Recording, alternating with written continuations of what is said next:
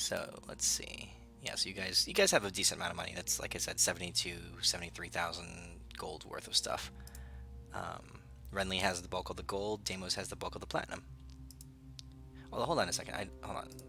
I only have. Why am I not seeing inventories for Elwyn and? Oh, Elwyn has no money. Oh, he gave all his money to. Okay, all right, yeah. He gave all his money to Caliota. And ate off his bag. Oh That's right. yes. That's right. Yeah. Okay. So if you ever were to get those back, you would have money again. Anyway, Rip. uh, Oh no, I don't have it. I never had any money to begin with. that's true. Anyway, so we're back. It's after the holidays. I barely remember what happened We had last time. You a guys, holiday. Uh, Demons attacking cart terrain yeah, of dwarves. you guys were doing stuff. Oh, you talked to Tiamat a little bit, and then you went to go to rendezvous with the dwarves. With Did we lose the harem? you lost one with Eloise. So you guys went to go visit Eloise, and you guys are ended up being right around there where the blue circle is, and you encountered the dwarven caravan in the middle of an attack from a bunch of demons. It was a pretty robust attack. You guys went full defensive mode and managed to save a lot of the dwarves. And Renly, you went off and pulled some heroics. You went up into the air and you turned into your elemental locust and dropped down and crushed the. I did Elwyn's meteor swarm, except I was the meteor. Yeah, you were the meteor. You crushed the spire that they were spawning from, that they were teleporting through from. In the process, however, and Adis, you used your new Zerebor form to help kill demons and stuff. In the process, though, the royal Eloise's primary what's it called, that cart, wagon, train, whatever it was destroyed, and two of the girls inside of Elwyn's girlfriend girls inside were killed. You managed to resurrect one of them successfully. The other, so you resurrected her, but this one, whom you guys later came to know as Sarah, what's her name, was you guys failed the resurrection check and she died. Oh, I have I new thought we let her buttons. die because she had glasses. Well, Hey! I have two new buttons on my pictures. I'm gonna push them. I don't know what they do. Okay, there's a question I mark can button. tell you, the up arrow button Uh huh. makes the image the background, Oh.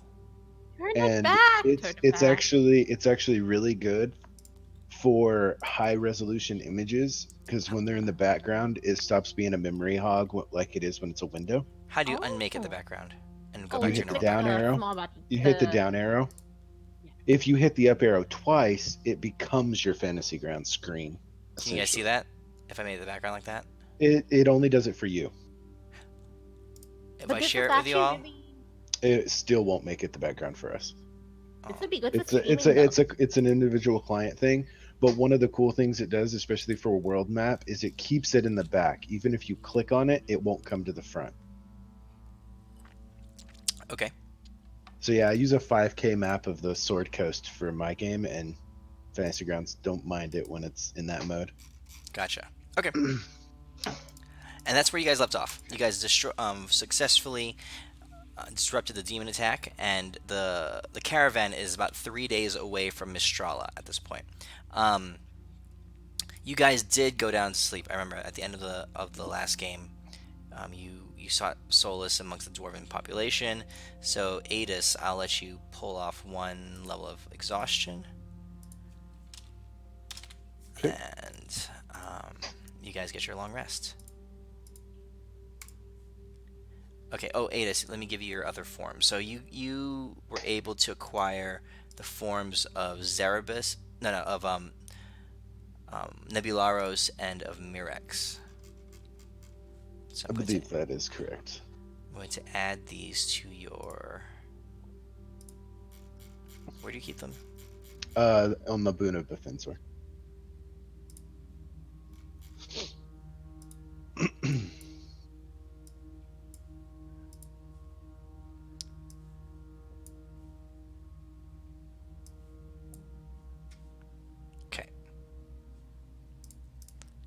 I'll link them so you guys can see them. They're I'm specializing them slightly, so they're not all just big dragons. Mirex is actually kind of interesting.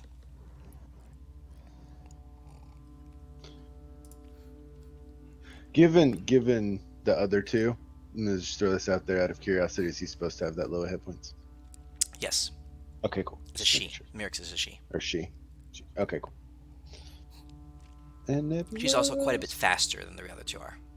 Oh, holy shit! Holy crap! That's a lot of ground movement speed. Can you drop their images in chat? Just so it'll share them. The images? Yeah, from the stat sheet from the other tab. Like that? Wait, what do you mean? The tokens or Like the images? on the other tab, if you grab the dragon head for the flame dragon image and drop it in chat, it'll share it, and then I can open it. It won't let me open it. No, not that one. The image link that you put on the other tab.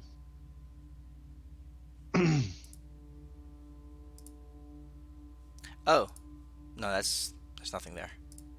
Oh, okay, got you. Yeah, that's just the actual images of Zerbor and Mirex are. I have them here somewhere.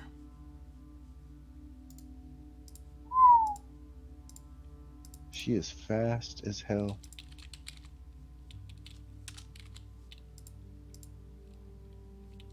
Oh, that is pimp. So Mirex looks like this. She's pure flame dragon, and Cool. Nebularos looks like this. I think he's about the pimpest looking one. He's pretty cool. Pretty cool. Thank you. And we'll see how those versions of their character sheets work out. If I don't like them, I'll change them again. But so she's fast. Sounds good. She has lower hit points, and so she's got two. She can attack also, but her fire incarnate and her conflagration abilities are pretty unique. Yeah, I just looked at the incarnate. I was like, damn.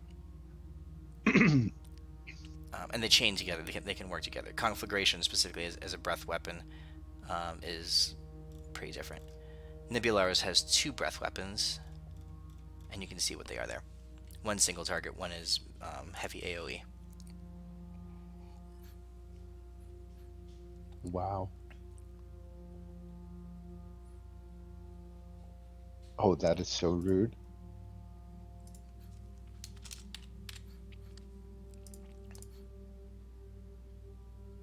Okay. Yep. All right. Yeah, I don't know what you guys want to do. what you guys want to get yourselves up to? What's the plan?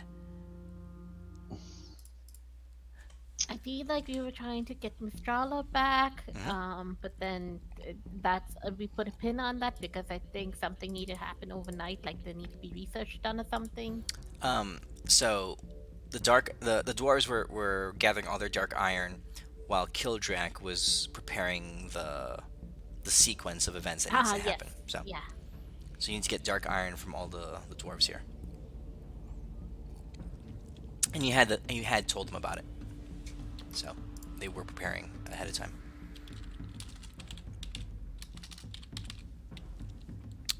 Okay, what do you guys want to do? It is currently the next morning.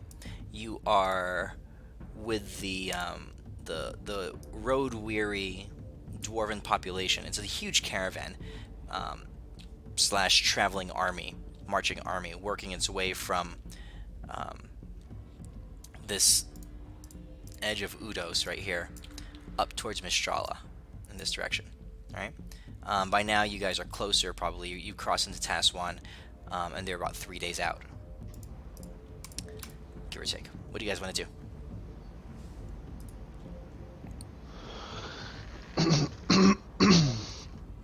Oh yeah, so I remember like I had asked about the whole issue of the spires because that is Renee's biggest worry because if there's one, there's more, and we had gotten that response about the spires, demonkind being able to travel through them.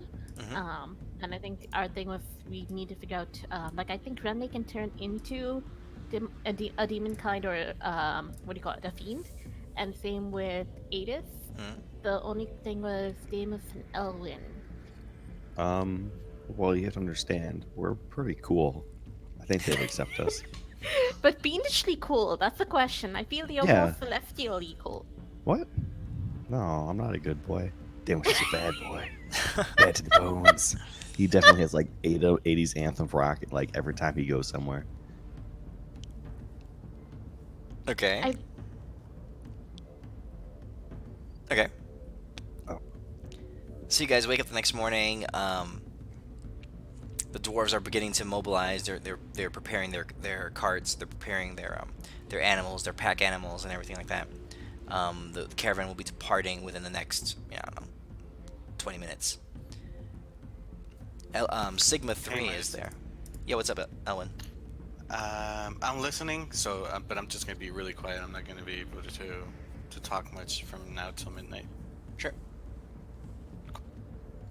Just to let you know. Cool. All right. What do people think about trying to contact people from like the like Feywild or like Beast Plane, like other planes that might not be directly linked with Good luck War with in the that. Heavens? Okay. I mean, are you trying to do something? Yeah. Leave me the hell out of it. Damos is like while we're sleeping, like traveling along. Damos is gonna try to commune with Tempest, try to get them digits for possibly some big beast boy that could like help us out on this shit because he's got stuff to do. But maybe in like these neutral planes, like in like right in the middle, like they don't really care. Okay, so you're gonna try to communicate with Tempest to find allies from other planes to help you. Well, yeah, stuff like that, or like possibly other creatures that Tempest would find worthy of being cool fighting bros. Like some big beefy dudes. It could be from a different world. It could be like from a different plane. Mainly to help us get our thing along so we can go help him with his shit. Okay. Now, last time you saw Tempest, he was pretty indisposed. He remember the war in in the heavens is going pretty poorly. So roll a d20. Let's see how successful you are in making contact with Tempest and engaging him in conversation about this thing. Okay. So what you end up getting, Demos, as you through the night, you wake up a little bit early, and you spend some time meditating and focusing your consciousness into making connection with Tempest. Again, you've done this a lot over the last few years. You've become attuned to it, but it's still not an easy process. There is still a veil, a great veil that separates the heavens from the material plane. And breaking through that veil to speak to beings above is a strenuous task, something that not everyone can do. You are able to get some glimpses of your deity in the throes of combat. He is battle worn. He is you see great plumes of red flame and you actually see Tempest. I guess you haven't really seen him in full combat before, but he's moving around quickly. He's almost an after image of himself, as demons are everywhere. They abound everywhere. You see him surrounded by several of his host, his angelic host, fighting alongside him. But Tempest himself is almost a blur, an after image. But in the process, you do see demons being slaughtered, being destroyed, back and forth. But you also see angels falling. It's moving too fast for you to really make sense of what's occurring, other than pure calamity and pure chaos in this moment. What do you want to do? I'm like, friends, help. You're saying that to Tempest? Yeah. Okay. Um, so at this moment, Tempest is pretty distracted. I want you to Or roll actually, I'll me. do like give me a name. Like I think he's way smarter than all of us, and he'd like totally know like a name of like possibly something that could help. Okay. Um, roll a perception check along with a religion check. All right. Perception and religion. Okay. You in this moment have caught a flicker of. You were able to maneuver your way through the veil um, with very little effort. Your mind rising up to across the plains in an act of prayer and devotion that that you have honed to a fine art over the last few years. So easily did you move through the veil, and so calamitous is the war that you see in the heavens around you. And as you look up, you see this vast um, landscape, celestial landscape, and is covered in warfare. Millions of demons up against, thousands, tens of thousands of divine beings. Everywhere there's slaughter, there's death, there's rage, there's fire, there's screams, and the sounds of battle they just reverberate through the air. You manage to maneuver your way your consciousness. You can see moderately clearly. I mean, your vision goes in and out. It's almost wispy. It's like looking at a fog, and then you catch glimmers of what's going on. And you come to Tempest, and you see him fully engaged in battle. Again, surrounded by his own angelic host, but moving very rapidly, and demons falling all around him. You do see that as you reach out to try to make contact with him, that he was not that he was not he wasn't looking at you. He was fully engaged in the battle in front of him. And as you reach out to touch his power, there is a little bit of what's the right word, of feedback. There's like a your hearing just like it dissolves into this massive ringing sound, like when you've heard an explosion that's or like a gunshot, and your ears just ring afterwards. Your hearing just goes away as you reach out and try to make contact with this divine presence that is Tempest. The sensation is completely disorienting to you. You are like repelled backwards, and you find yourself just shocked by the aura and the power that you encountered when touching out to him. Tempest himself stops. Go ahead and roll me one more perception check. Uh-oh. All right. Oh, the other ones were so good. I'm gonna roll terrible. You feel shaken.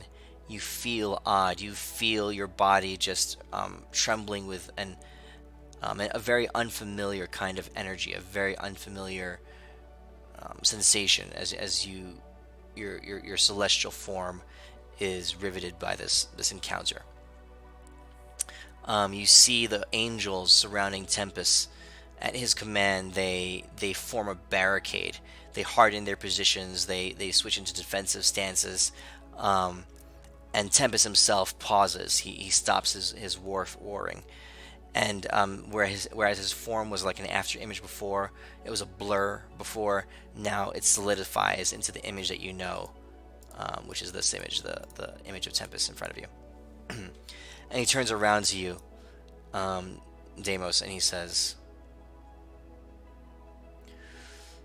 Deimos, you reach out unexpectedly. What is it you request? Time is short. We need a friend's name. One that's like me. Or we could team up. put two Tempest followers together. Make a Constitution check. Oh no.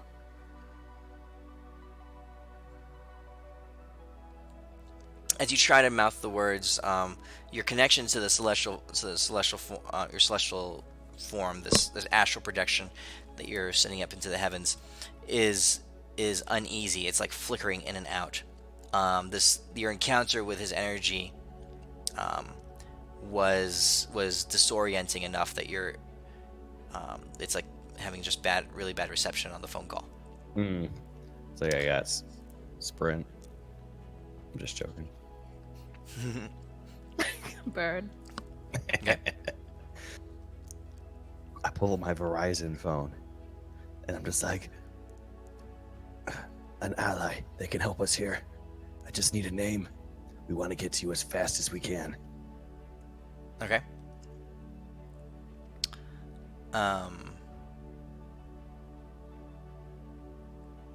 So two things happen. Tempest pauses slightly, and you can see that the barrier around him is beginning to shake and waver. He only has seconds before seconds of attention to give to you. He looks up and he sees the barrier wavering, and he looks forward at you, and he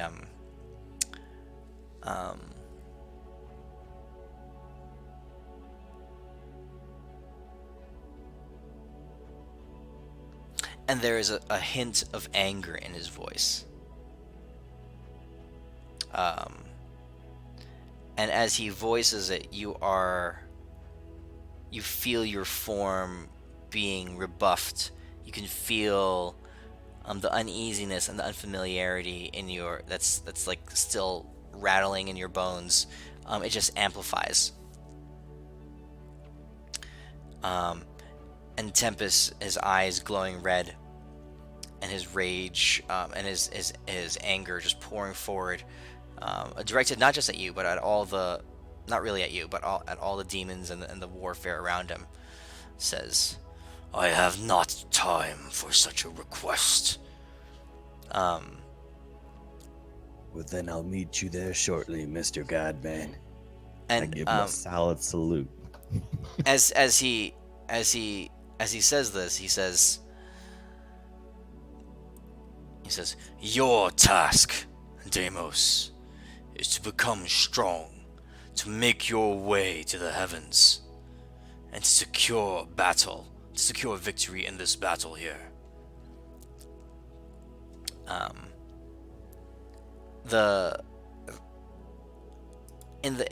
With the perception that you've been rolling, and the image that you're seeing here, and the uneasiness flowing through you, as he's saying these things, you do recognize the command. You do recognize the being that you've been interacting with, but here in its unbridled form, and it's being actually in the heavens, in his presence, it's very uneasy. You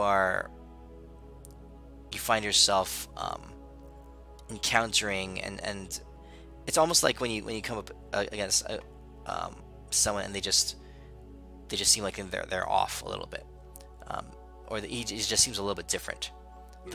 And it could be the environment, it could be the warfare in front of you, but you caught Tempest in a moment of anger, in a moment of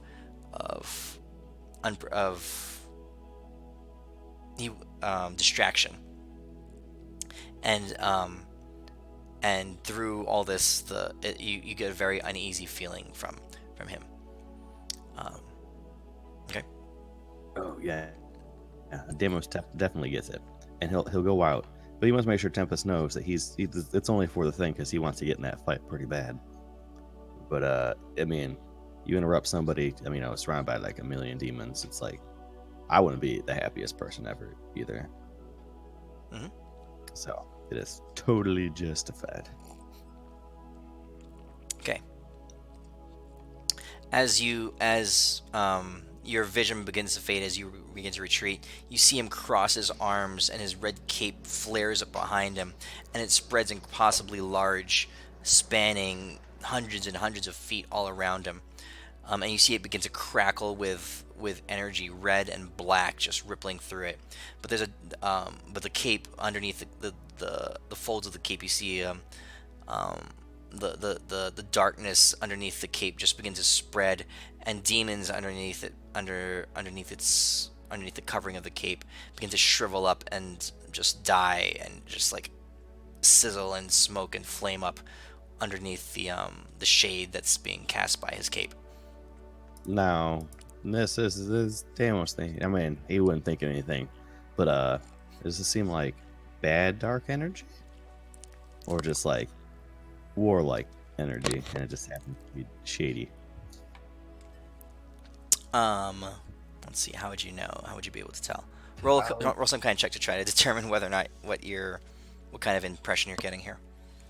I don't know. I guess if I could do like a straight up just religion-ish, or I can just roll a d20 too.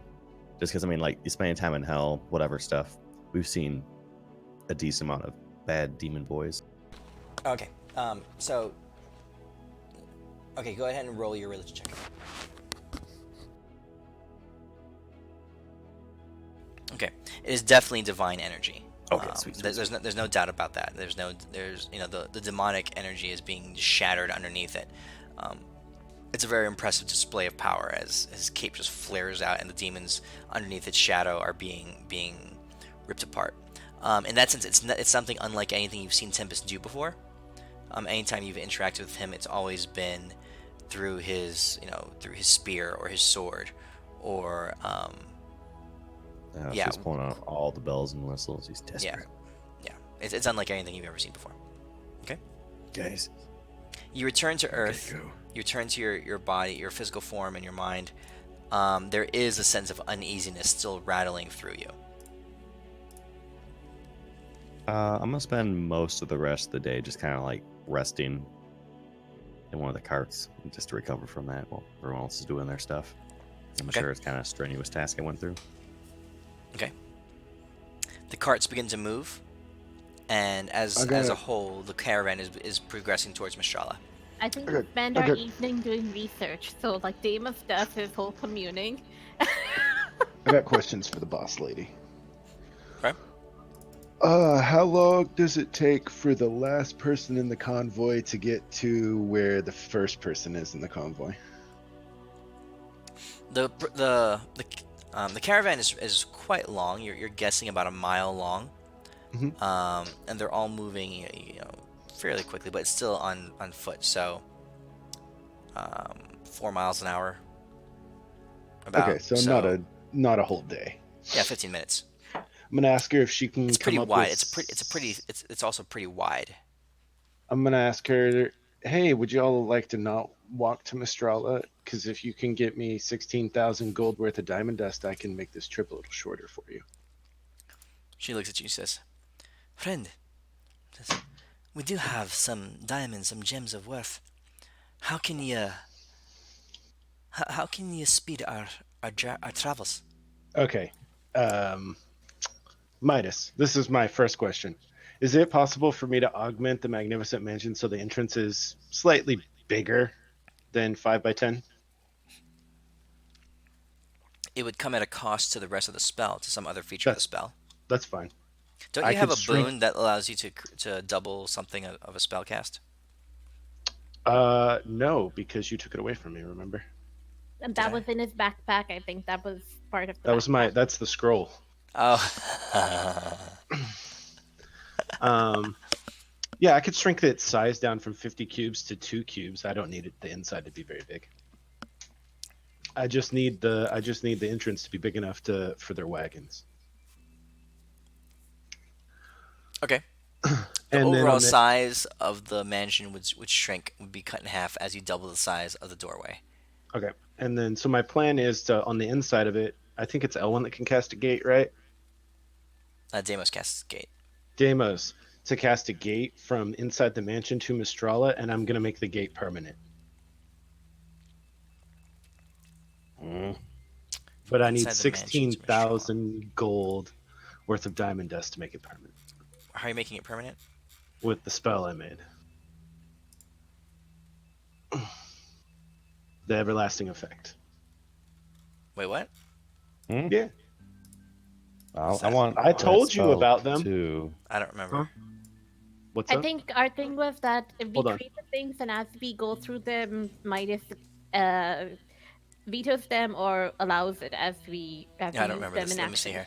You target Okay. spell effect in range. When you finish casting the spell, the target spell duration becomes permanent.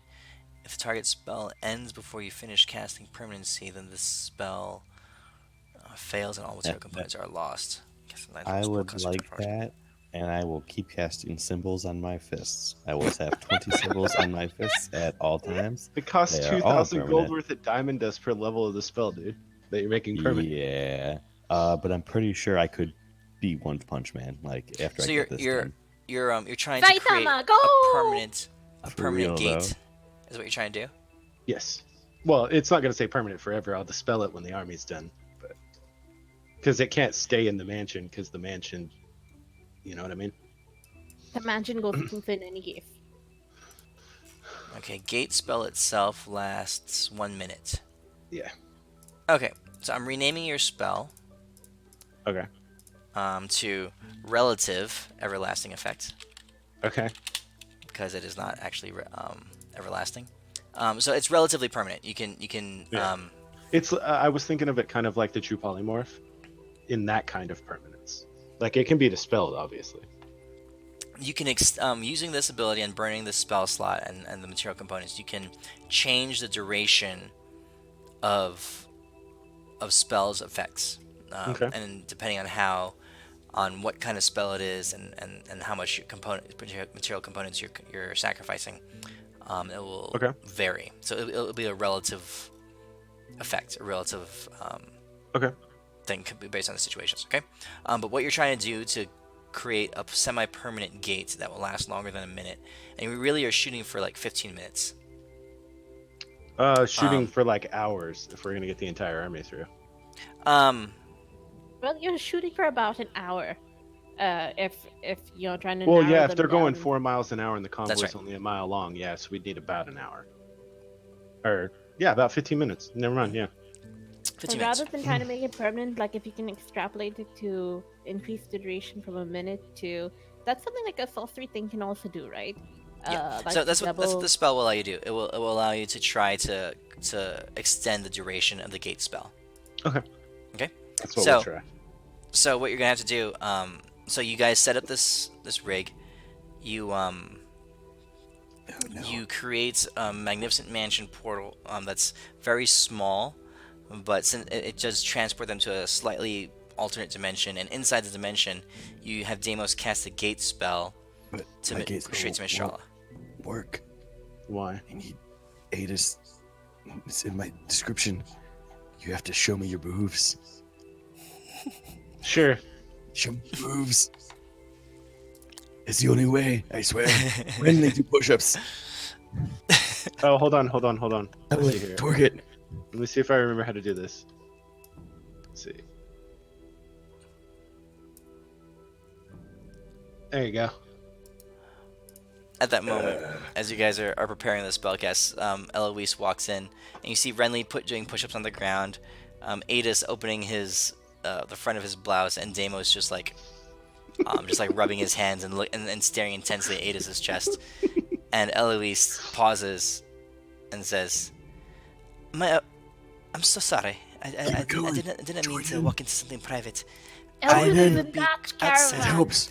Elwin, I Trust hope that you're not participating. I'm sorry. And she turns around and she begins to walk away. No, quick. Sigma 3. We need your help. One more time, I swear. My help. I don't understand. Double twerk it. I know when you put double. Make the gate between the turkey. It's the only way. Run while you It's the can, only woman. way. Run while you can. I'm a Yeah, wizard. a I'm a component. wizard. A component for the spell is you have to twerk between the door and Yes. where we're gonna cast the spell.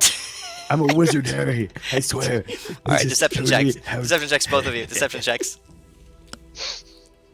Yeah, oh, I don't have negatives. I feel so confident with my faith. Oh man. She knows something off from Deimos. I'm pretty serious. I think this could totally work. I mean, I'm pretty sure it will work. I mean, it can't hurt. We'll stick with that story. Can't hurt.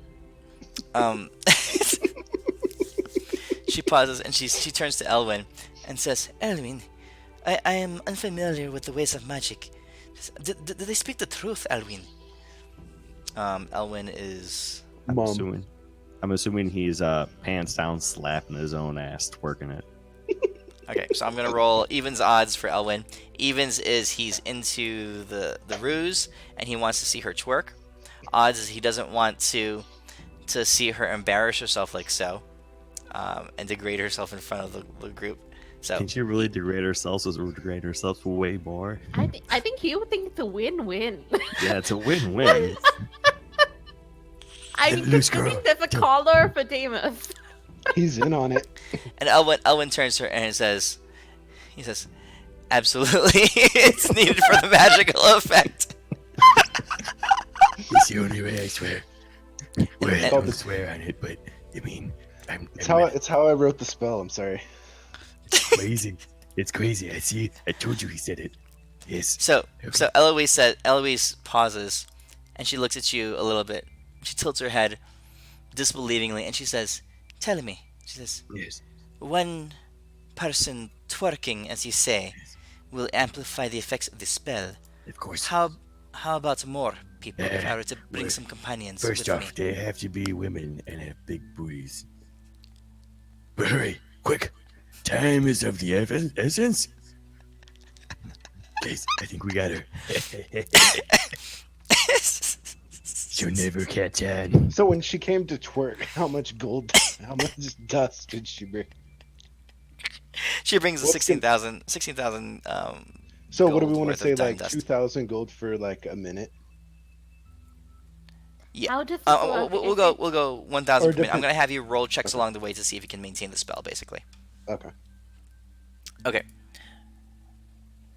Uh-oh. So because of Elwyn's participation in the ruse, she says, I'll be right back. And a second later, she returns with the blonde. Okay. Ooh, much better effect. Right? Um, and basically just a blonde. And she says, I have to admit, I have no talent in the element of dancing. However, this one, she's quite skilled. Good. And of course, the blonde is very completely believes everything you guys say. Get those So, clothes out of the way. It's only gonna distract from the twerking. Magic. Trust me. I'm a wizard, Harry. What's the Alright. what's the spell that gives you advantage on ability checks? Enhance ability. Enhance ability. Can you do that, Renly? I don't have that on prepared. What do you need enhanced? That Who has booty. enhance ability? I'm pretty sure Deimos I has do. it. Deimos, I need my Renly, arcane Bard. enhanced. Arcane enhanced. Yeah, because I'm still exhausted. Oh, all right. And you off what, intelligence, I'm guessing? Yeah.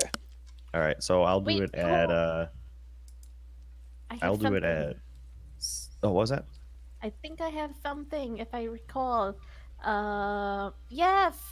But I do not know if this will work since you're already exhausted. I have a ritual if you have 10. This is an old one. I've not used it in at all, maybe. But you or one willing creature you touch meditates, drawing on inner strength, and while it's active, the target is immune to exhaustion. It lasts for 1 hour. Casting time of 1 minute. Well, actually 11 minutes, considering it's ritually done.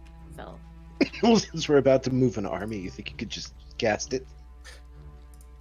Oh Right, yeah, yeah. I'm ready for Rub mine. him for 10 Okay. minutes. I brought the lotion. Okay. We're gonna oil him up. We're gonna oil you up, Aegis. You're gonna be amazing. I swear.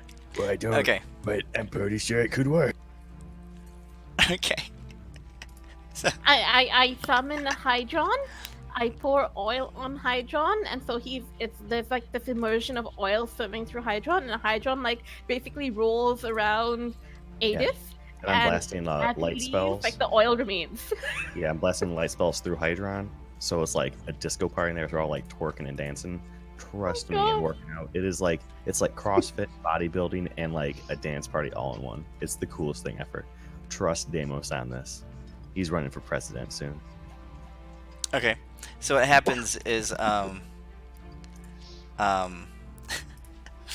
so the blonde girl, um you realize quickly that she believes everything you guys say, but she's actually not that good at dancing. You see Eloise off back Oh, outside, just kind of like laughing and snickering as she begins to try to twerk, and this is what she hold looks on, like. hold on. This is not gonna work. I cast skill empowerment on her and increase her ability to twerk. Is she even proficient in it? I hope. I empower her twerking skills. No, I can't because she has to be proficient in it.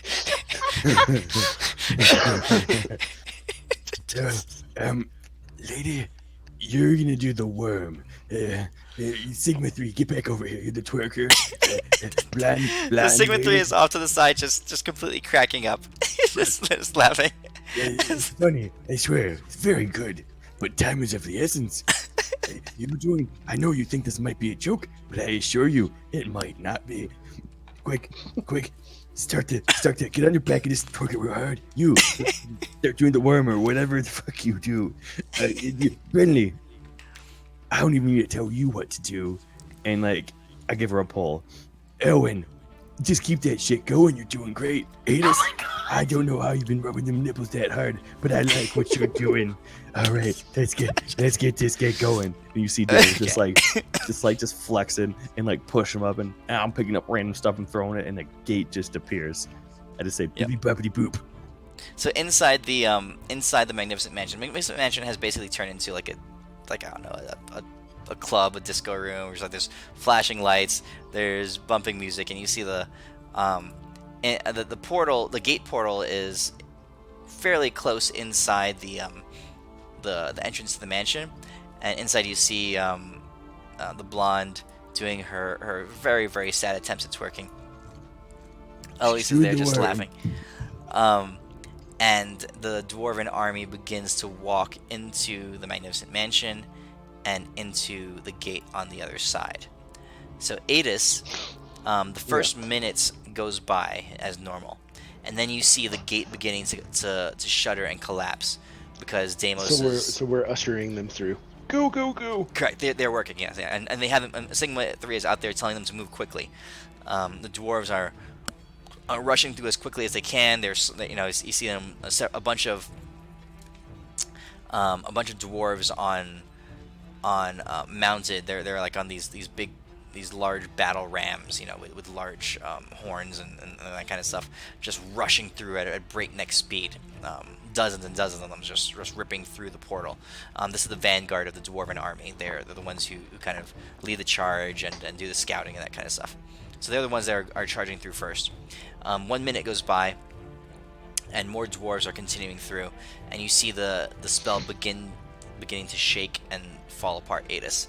So I need you to roll me a Arcana check. And this will cost 1,000 diamond dust. Okay. Does her spell remove the exhaustion effect for the hour? Deimos' spell? No, Renly's. Yes. Okay, so I'll give myself advantage to counteract it. Okay, easily. You just look at it and casting your everlasting effect spell, you begin to channel it and you easily bolster the gate spell and just keep it open. Every minute that passes by, you're consuming 1,000 diamond dust, 1,000 gold points worth of diamond dust, and the army continues on. All right. Okay. I'm gonna Go keep on. just like encouraging him. Like I'm like as Adis is just vigorously rubbing his nipples, keep this gate open. Like I'm next to him, I'm coaching him. Like I look like that like 80s like coach. Like I got that headband on. I'm sweating more than he actually is, but I'm giving him like guidance the whole time. I'm just like, You got it. You can do it. Come on. There's no I in team unless you spell wrong. But it's okay. You're great. Mama didn't raise no bitch. just stuff like that. Okay. As several minutes go by, I'll call it about 5 minutes, Adis, and you can feel the effects as you're basically focusing your concentration on this spell. Go ahead and roll me another Arcana check. Oh, Just me. It's less of a fail. Dirty 19, but that's a 1. God. All right. So 5 minutes in, the portal begins to shudder and shake, and you refocus your ability, refocus all your energy into keeping the spell, the gate open, and you can tell that you failed. The gate begins to collapse. Okay. At this moment, you can burn. You can burn the majority. You can throw an extra 5,000 diamond dust in it to keep it open. All right, but you're gonna lose. Let's see. If you do that, you've burned 10,000 of your diamond dust already. If I burn an 8th level, since I'm keeping the gate open, like I'm technically, I guess, partially part of the spell. If I burn because you're another 8, technically concentrating on the gate. can I try to just try to keep it open a bit more, try to give him advantage on the roll? I'm like, don't let it go down. I'm with you, buddy. I mean, unless you do something. I'll let you roll. I'll let you roll Arcana with disadvantage. Wait, who? Deimos, you can roll Oh. Arcana with Do it, disadvantage. Davis. Do it. I'm do the it. High Wizard of the Overlords. You're Oh, seen it. You'll be fine. look at how. Deimos, Holy I actually cow. think Oh, wow. he might be- I wasn't kidding. Wow. I don't think I told you this yet, but a little tiny owl one day brought me a letter and said, "Go to the nearest carriage station and run through a random wall." I didn't do it. It sounded really stupid. I went to the gym instead. So, what happens is the spell begins to fail. Deimos, you throw a bunch of extra energy into your cast, and you're able to keep it open a little bit longer. At this point now, so you've burned. So let's see here. I'll put up a note. I did a 9th to start it, and then an 8th already. All right. So diamond dust. Okay. So I'm giving you guys the sheet. Can you see it? Mm-hmm. All right. So you started with 16, right? And in 5 minutes in, you've burned through 5 of them. So you're at diamond dust remaining, and this is when you failed your check. Okay. And from this point on, Deimos he saves you from collapsing the spell, but for every minute you're burning double the amount of diamond dust to keep the spell open. Okay. You have Okay. to lock it for it to update it first. I just need to share it again, I think. Oh, that works too. All right. Okay. Okay. So let's see here. Yeah, they need to hurry. All right. Eloise shouts out to them. She says, "Dwarves, make haste! We have not much time." And the Like- dwarves are barreling through as quickly as they can. They're on full Move. on. Move Yeah. like you got human legs. Did that just stop the profession of to give him a dirty look? Okay. All right.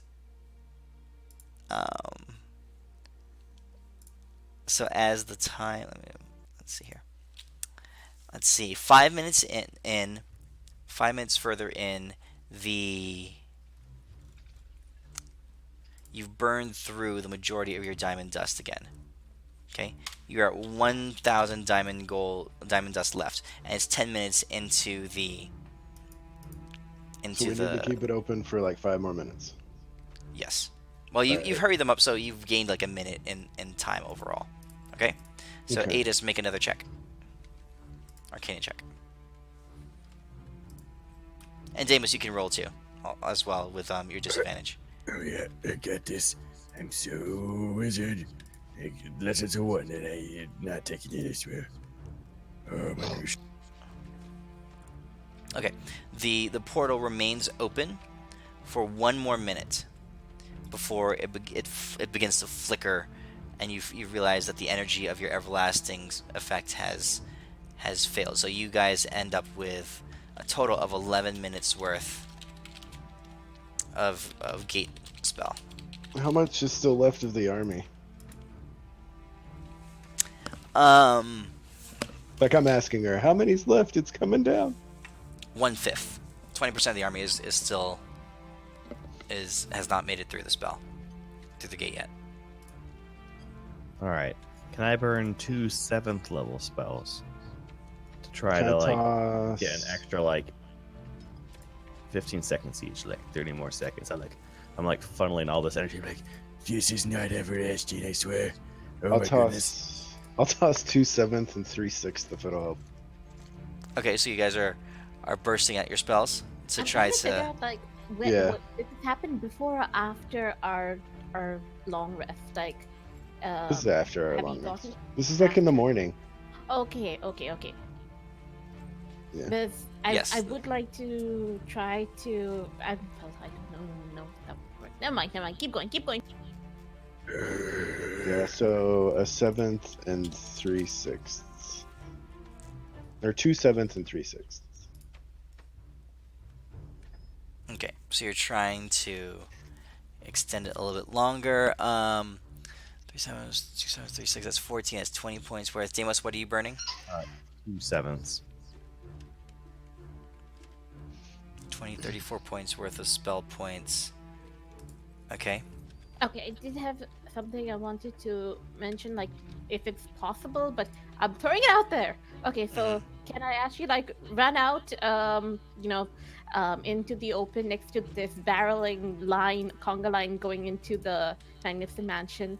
I would attempt to transform into the Elementus Locust again in that area, grab them, and then like Start throw 'em conga line, just moving through, like funnel part of me through the doorway, so that like part of me is going in, and like and they are following in because they're in me at the moment. I don't know. What- So you're trying to pick them up and throw them through fast, or just pull Or them in like- faster? You're like It's sort moving of the like ground underneath them to being make them part move of the faster. tidal wave. Like I'm the tidal wave, and they're just in the tidal wave, flowing through into the gate.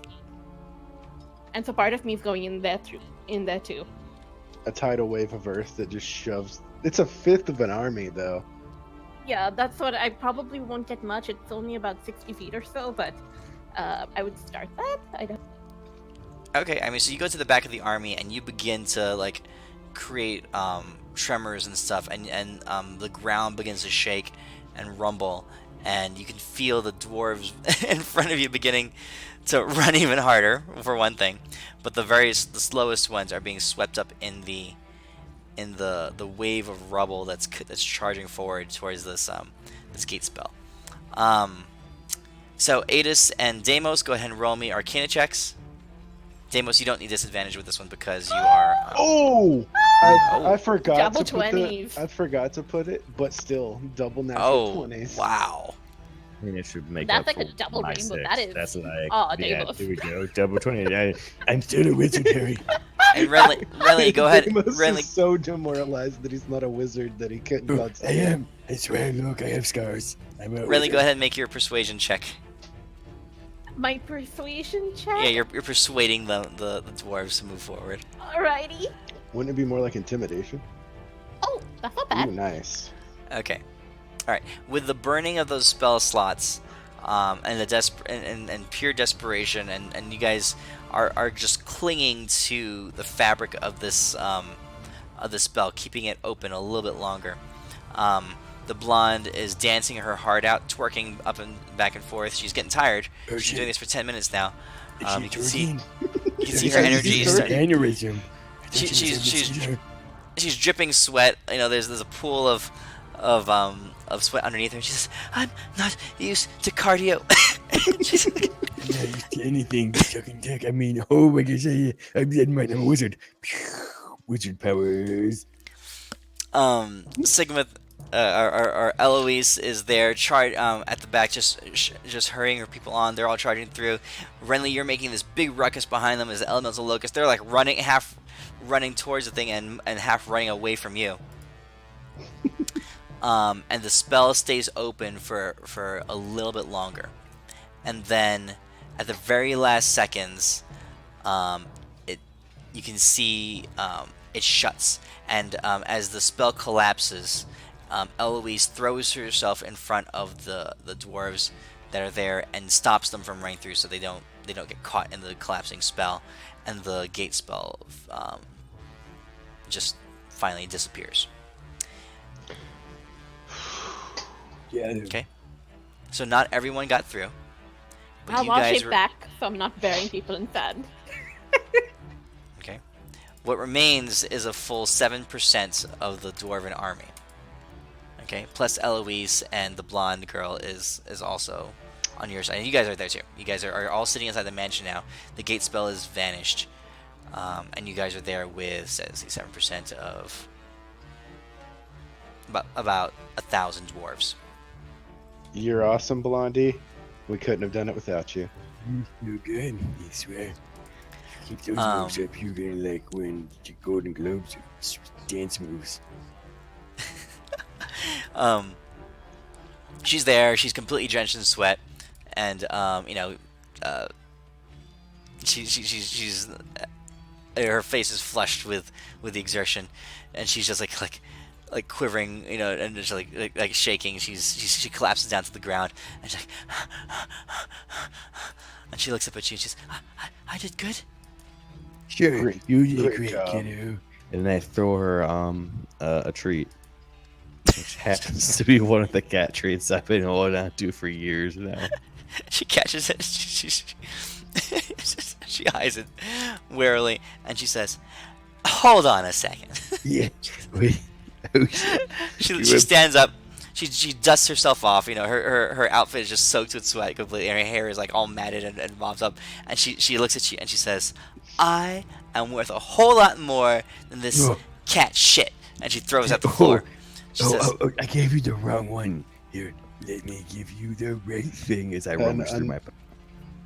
A spectral servant comes along and picks it up off the floor and goes and deposits it in the trash. "Okay."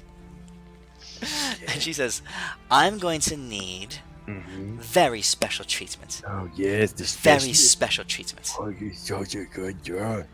Luxury, Luxury, pampering, of course. decadent meals, Oh. wine." Oh, what A about? bunch, a bunch of unseen servants come and just pick her up off the ground and carry her over to a table in the corner Dude. with wine and food and everything on it. Okay. I pull like a thing of just regular flask, like a regular flask of oil. I'm like, Yeah. Also for you, lady. as I cast light on it, it looks like a glowing vial of oil. This is heavenly oil. Rub it on yourself. And Demos. 10. Demos. It will be amazing. The Then job's what? done, Demos. Just. Then what am I supposed to do with this? Then you bake in the sun with this oil on you. And I swear, you will smell delicious. She giggles and she grabs it and she spins around and she says, "Thank you, thank you, thank you, thank you." And she goes back to her table with all the. Oh, I hope she doesn't have an acne problem.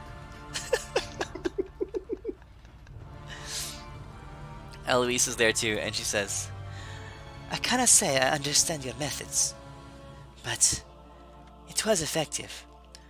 The majority of our people were able to make it through the portal, but we Well, do have these few remaining. There's about 1,000 or 1,500 dwarves still left there." How Yeah, far are we but the away problem from- is when we do complex magic like this, it's impossible for Deimos to concentrate on the magic unless there is a cute girl twerking in front of him. She says, "I gathered as much." she looks to James. She says, "If you ever try to exploit me again, it will not go well for you. I warn you."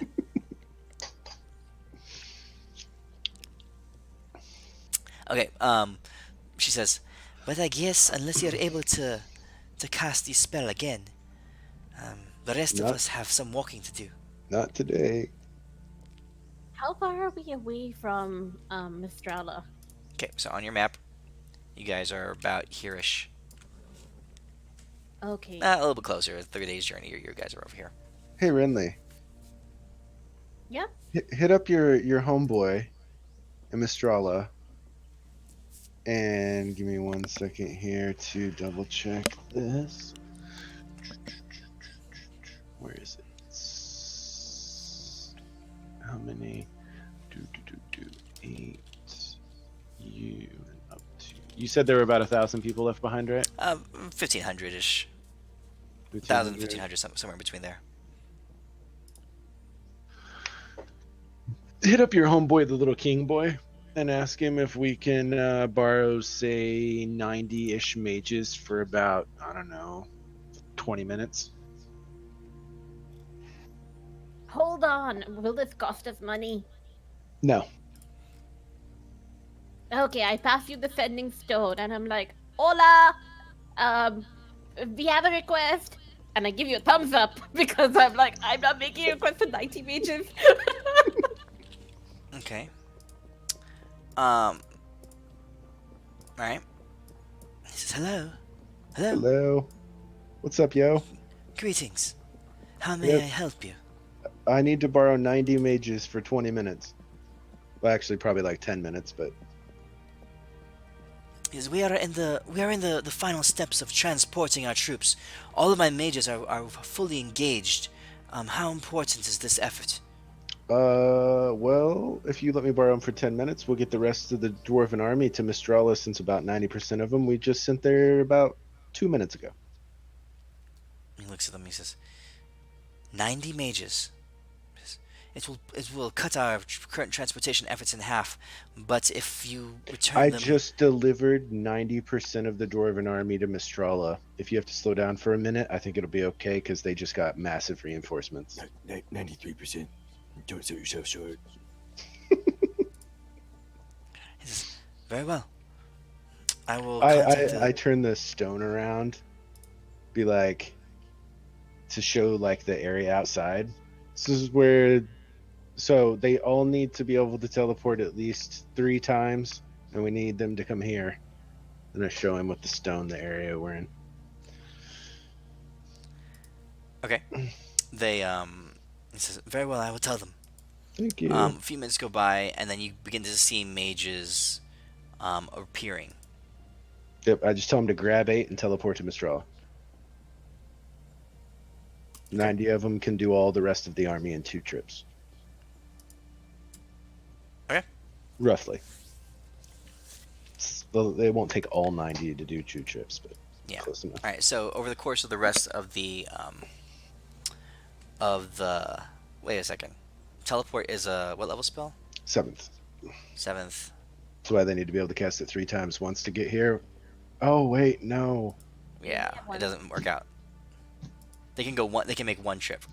Yeah, well, that'll get half of them, and then they can go Yeah, back to they get helping there. They teleport. They grab 8. They teleport to Mistrala, and then they teleport back home to Hasselin. them. That works. Okay, so That you're gets half of them, at least. you're sitting on 600, 700-ish dwarves. I had a still here. question, and that was these caravans. Are they integral, or can most of the supplies be carried on these people? On their backs. Yeah, or otherwise. They can break them down. They can on the wagons and stuff are obviously weapons and supplies and that kind of thing. Okay, because With the remaining, go I on. can do something, but and we probably have enough time, but the idea is that if we get them together, I will do a spell. This was my beast shaping spell that I usually did on my ant farm, but it can work on creatures, so it would work on them. Um, but the only thing is that anything left behind, like we need to put it on their backs after they've wall shaped. So after they've been beast shaped. Okay. So that'd be kind of more manual work, but then it lasts for 24 hours, so I just need something that's really really fast, and so I'm just trying to find a fast thing that's, and all I'm finding is like horses. So I guess a bunch of horses. It's okay. So you transform any number of creatures within range, um, into a beast.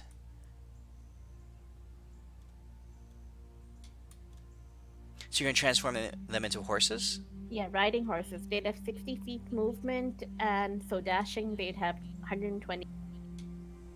Okay, so they would be able to make it to the rest of the way to Mistrala pretty quickly Okay. as animals, right? Yeah, that was the idea, and like as beef, they could probably carry more as well. And what they're currently carrying, I think, absorbs into them, so it wouldn't count towards their carry. Okay. Yeah, this would work. Just don't get hurt. Indeed. You specifically. Oh, good point. If they get hurt, it's fine. But if you get hurt, the whole spell can come unraveled. Indeed. So Okay, yeah. Eloise says, "So if I'm to take your words accurately, you intended to transform the rest of us into some kind of traveling animal. We are Riding to horse. take the equipment and supplies that we have with us currently and make all haste to Mistrala." How Indeed. many wagons are left? Um, uh, Here, 5. I could carry them. The wagons. You can carry the The wagons. equipment, not the wagons, but I could carry the equipment. In one of your forms, you probably could. Yeah. Yeah. Okay. And I could Yeah. carry some people too. They'd have a hard time packing it all into them. If they're all horses, they'd have a hard time packing it onto themselves.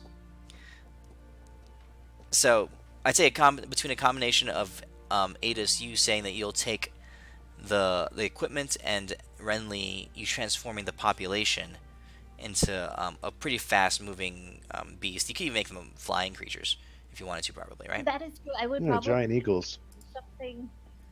Um. Oh wait, hold on. Are giant No, eagles there are no beasts? Yeah, they dinosaurs. are. Never mind. Giant eagles. Giant eagles. Yeah. I was like, wait, Oh, there are totally giant. Quetzalcoatl. Yeah. But then I was Oh like, oh no. Yeah, wait, no. Quetzalcoatl's got like 120 fly, I think, and it's I a don't flying think I've beast. seen a dino though. So Oh, okay. eagle would be the one. Giant eagle. Yeah. So you ask all the people to cram together really close to you so that everyone's within 30 feet of you. Um, you might not be able to do it. It might take both of your spell casts, your 8th and 9th level spells to do it, because 30 feet, I don't know if you can fit 500 people in 30 feet, a 30-foot sphere. Alrighty. Could you? I 60 foot. You could technically, They are since dwarves. they're dwarves, you can pack, I think, 3 dwarves in a 5-foot square. But it's like they all rush in and you cast the spell because, they can't stay occupying that square. Anyone who doesn't get transformed, they can ride one of the giant eagles. Okay, So, that's what'll happen. That's Okay. Yeah, transform half of them into giant eagles, the other half can ride them. Okay. So they begin to you transform them, and they begin to mount up on their eagles. And Adis, you transform into a dragon. Which dragon are you going into? How fast can the eagles fly? I think it's 90, but I'm not sure. Let me double. Let's find out. Giant eagles go 80-foot fly. 80. 80 Okay. foot? Okay, then I'll go Nebularis since he's got the greatest strength, I think, between all of these guys. Yeah, I'll go Nebularis because I'll need the strength to carry this shit. Okay. And you begin to fly the remainder of the. So you basically the 3 days and change journey will be done in a day, less than 24 hours, as you guys Alrighty. begin to make your way across the plains of Osnesh. One of the things I was wondering about for the whole demon issue thing and Spire was actually using beast shaping with shape change and trying to figure out a way to use them together just on, us. I don't think, did we want to take an army with us? I didn't think so, right? Like, just turn us into demons and then go through the. Like, instead of beast shaping people I see, turn them into fiends using my shape change to channel that. So burning 8 and 9 to get Elwyn and Deimos. I can turn Go in. into a demon. And you plan to go through the portal and go where? And do what? Oh, this is for the Spire. The issue with the Spire of like trying to go through it and getting to the other side. At some point, Uh-huh. we needed to do. Oh, and did we hear back from a certain Robin? You cut out. Did you reach out to him, try to get him to come to you? I think we did the whole sending thing, but I don't know if we got a response. For who? Robin. I don't think we contacted him yet. Yeah, I don't think you've tried to contact him. Because we were debating whether or not to try to go through the spire. Okay. So the you guys know enough about this. Oh, this is our battle last time. Let's see here. That was a wicked Drawing. battle. That was fun. Okay, so the in Rapnesh. In Rapnesh, like I said, you got a big barrier, and behind the barrier is the portal, right? The barrier is impenetrable completely. All outside the barrier are are different structures, different things, and this massive demon horde army all over the place Can outside you of the share the barrier. map? Sorry. There, Thank you. outside the barrier, right? Um, the obelisks that you're destroying, there is a structure. Let's say it's here, right? That is the master obelisk. Okay, and the demons are able to easily get into the master obelisk, and they travel through the great distance. It's basically a portal to wherever the smaller obelisks are. Okay. Right, and that's Ah, gotcha. what something that you destroyed, Renly. So the So if you obelisk. were able to take that path back, it would just return you to the master obelisk. Oh, okay, so we'd still Gotcha. need to get to the portal, so it would need to be like a two-way thing, like through obelisk and then through portal. If you were going through the obelisk. And somewhere right Through the about barrier, here you'd have to go through the barrier. is a Yeah, sorry, stone yeah. table with a bag next to it with a That's correct. carpet, Was that and on some that bitch side? is gonna No, no, die. This is correct. was it over there or was it over there? That's what confused me. I thought it was on the other side of the portal, and No, it that was was on the like outside. You guys He wouldn't have got been able on to the gate outside me. over here. You yeah, guys Okay, he wouldn't have gotten been able out. to gate me. Yeah. that's awesome. Yeah. Okay.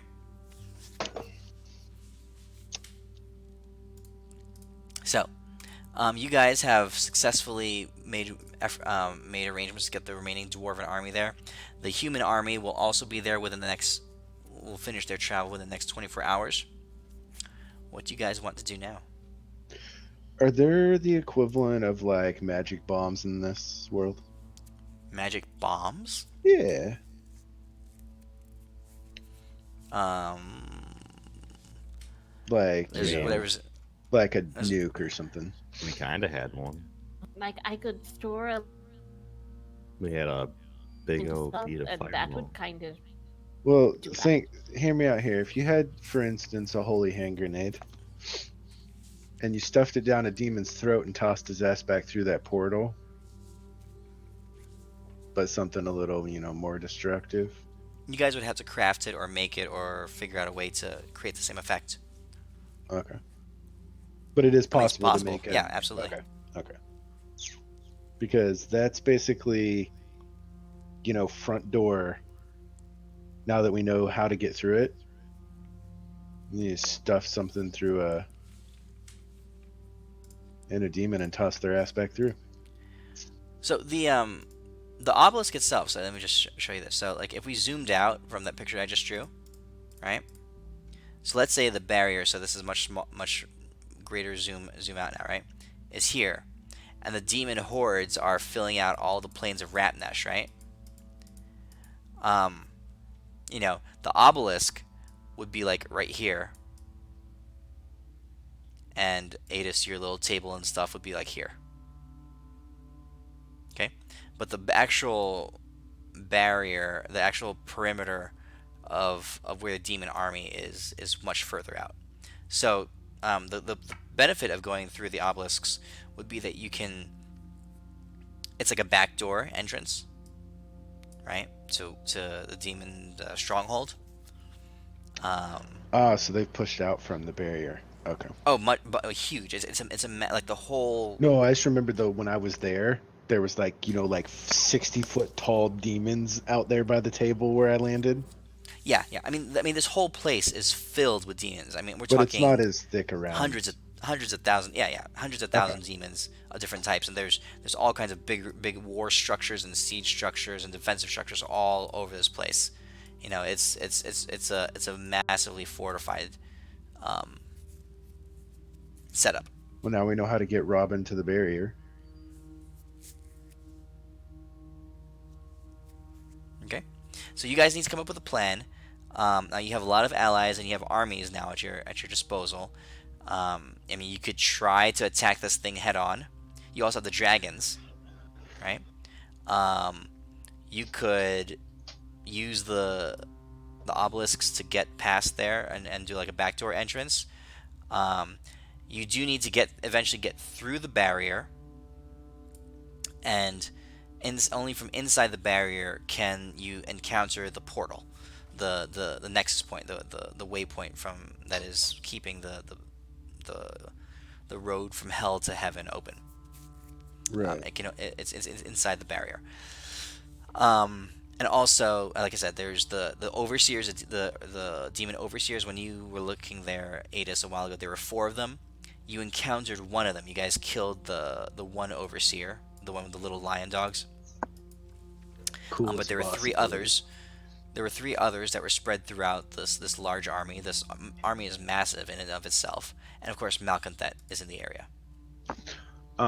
Do we know as of this moment, is any of this horde marching on Mistrala? So the demon overseer, the one Qing Long that you guys encountered, he was making off with those like stealthy, quick moving demons towards Mistrala. And as you fought him and killed him, the demons that were with him broke off, and they're the ones that are setting up the portals, the little obelisks everywhere, right? So they're the only movements of demons that you're aware of. Also, she sent out Tiamat and Zarabor to go destroy the elves. Those are the only 2 troop movements that you're aware of. Okay, and we've countered both of them except for the portals. So I think what we need to do is we need to provoke this bitch into attacking Mistrala. And then we use Renly's idea of backdooring these fuckers. And we use Robin to get inside, and then we bypass everybody and just go straight for the head of the snake, whom I have a debt to settle with. So remember, on your side of the your allies, you've got, just so remember, you've got the High Elf air fleet, right? You've got the human army from Hasselin, and this is the human army is the largest one. You're talking like 50,000 troops or something like that. Right. You've got the dwarves, which are between 17 and 19,000 troops. You've got the dragon lords. You have Radthorn, the voice of the storm. If you can get Mistrala back, you'd have the mage nation. So that's You've what got we need the dwarves for, right? That's why Yes. they're getting all the iron. Okay. the dragonborns and the Goliaths are also moving. There's several thousand. You're talking like 8,000, and the Goliaths are, I forget how many. I'd said there were like 3,000 Goliaths. The But those guys are on the other side of Rapnesh, though, aren't they? On the west side, so they're like Yes. useless. Well, they would be coming from. They could come from the other direction. So right now, you guys are. I'm showing you Right. the eastern side of the map. Obviously, it's a big circle, right? So they are on the west side. They could come from the other direction. You also have your individual helpers. You've got Antares. You've got Kildrak, and that's about it. I think marching this army out into an open plain to fight these demons would be suicide.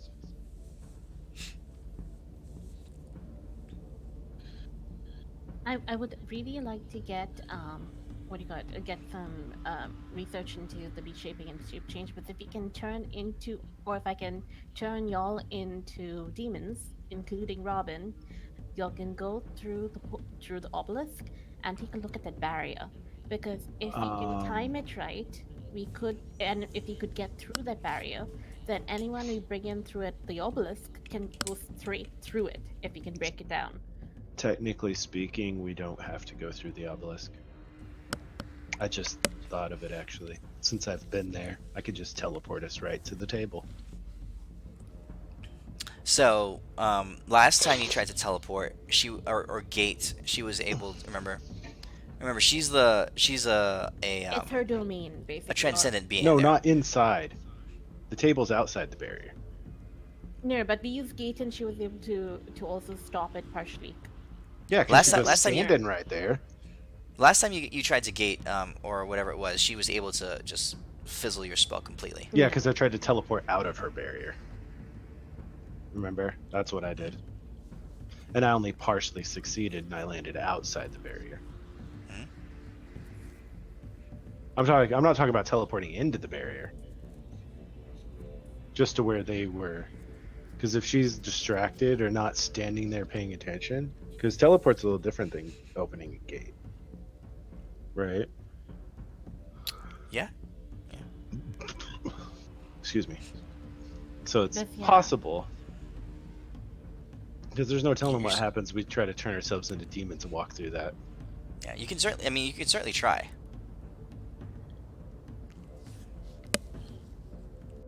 But I think we could use the elves to provoke them. Anyone who's gonna provoke them is gonna be cannon fodder. They're all gonna die. Nah, that's why we use the elves, because they're flying. They can hit the outer rim of the demons and then retreat. And if they don't follow, they just keep poking them until they finally get their attention, and then they retreat to Mistrala. Because fighting out in an open plain against an army significantly bigger than yours just means you're going to get surrounded and destroyed. That's not actually true.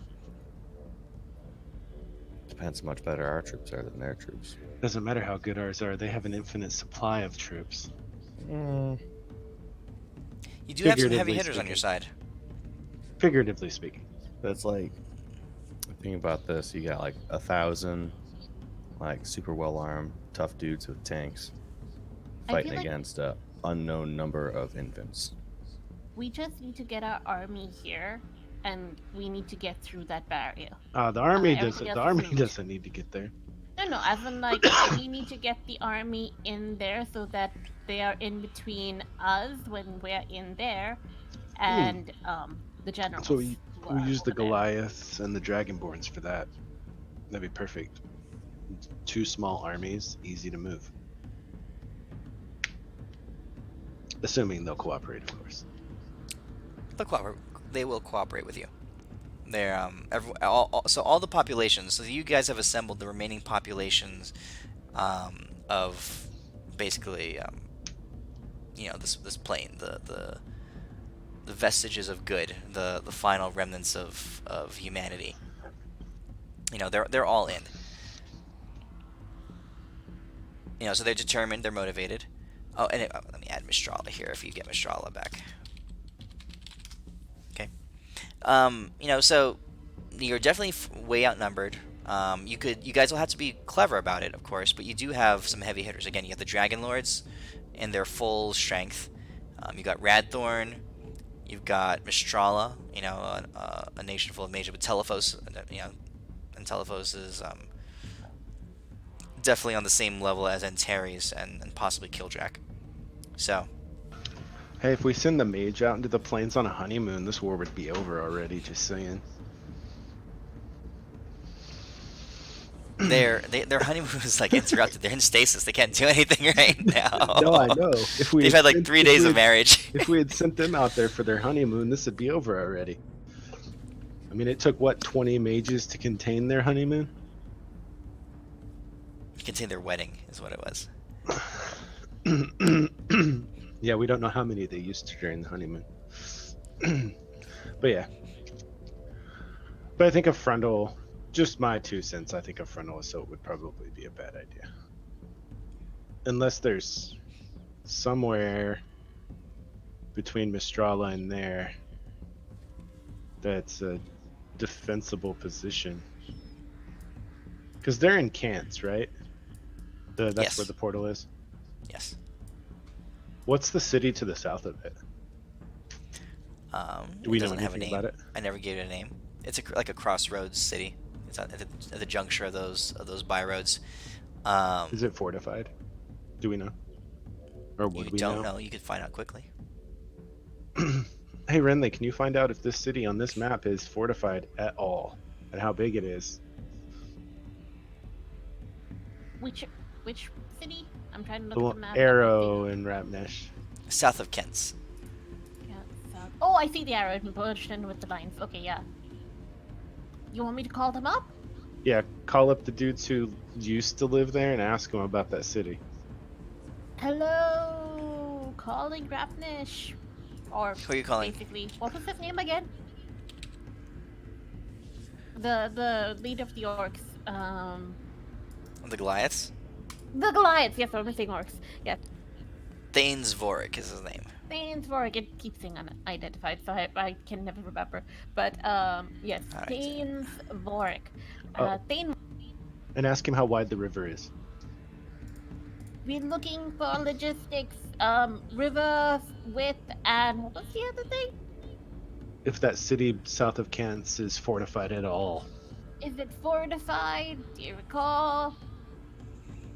Um, so Thanes Vorik, he comes through, and you see him and his population. They're marching. They have banked themselves. They said they've ditched their ships. They've disembarked from their ships, and they are making their way in that general direction.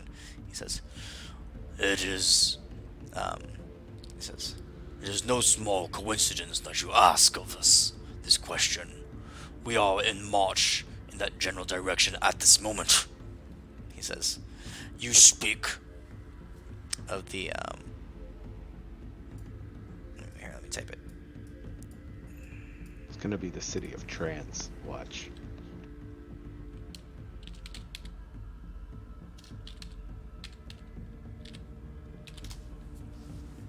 You speak of the city of Waythrock. It is an ancient by-roads town, built upon, torn down, built upon again, over centuries. He says, over the years, it has been a location of great strategic significance, so it has indeed been fortified. There is the river itself is one means, one barrier. The bridge crossing it is defensible and also retractable. And then there are various fortification points between the bridge and the great city walls itself. Our intent was to make haste to that point and try to wait there for you and your armies to join us. There you go. Huh. Okay. We'll get right back to you. Any other Agreed. questions? Make haste. We are 2 days' march from Waythrock.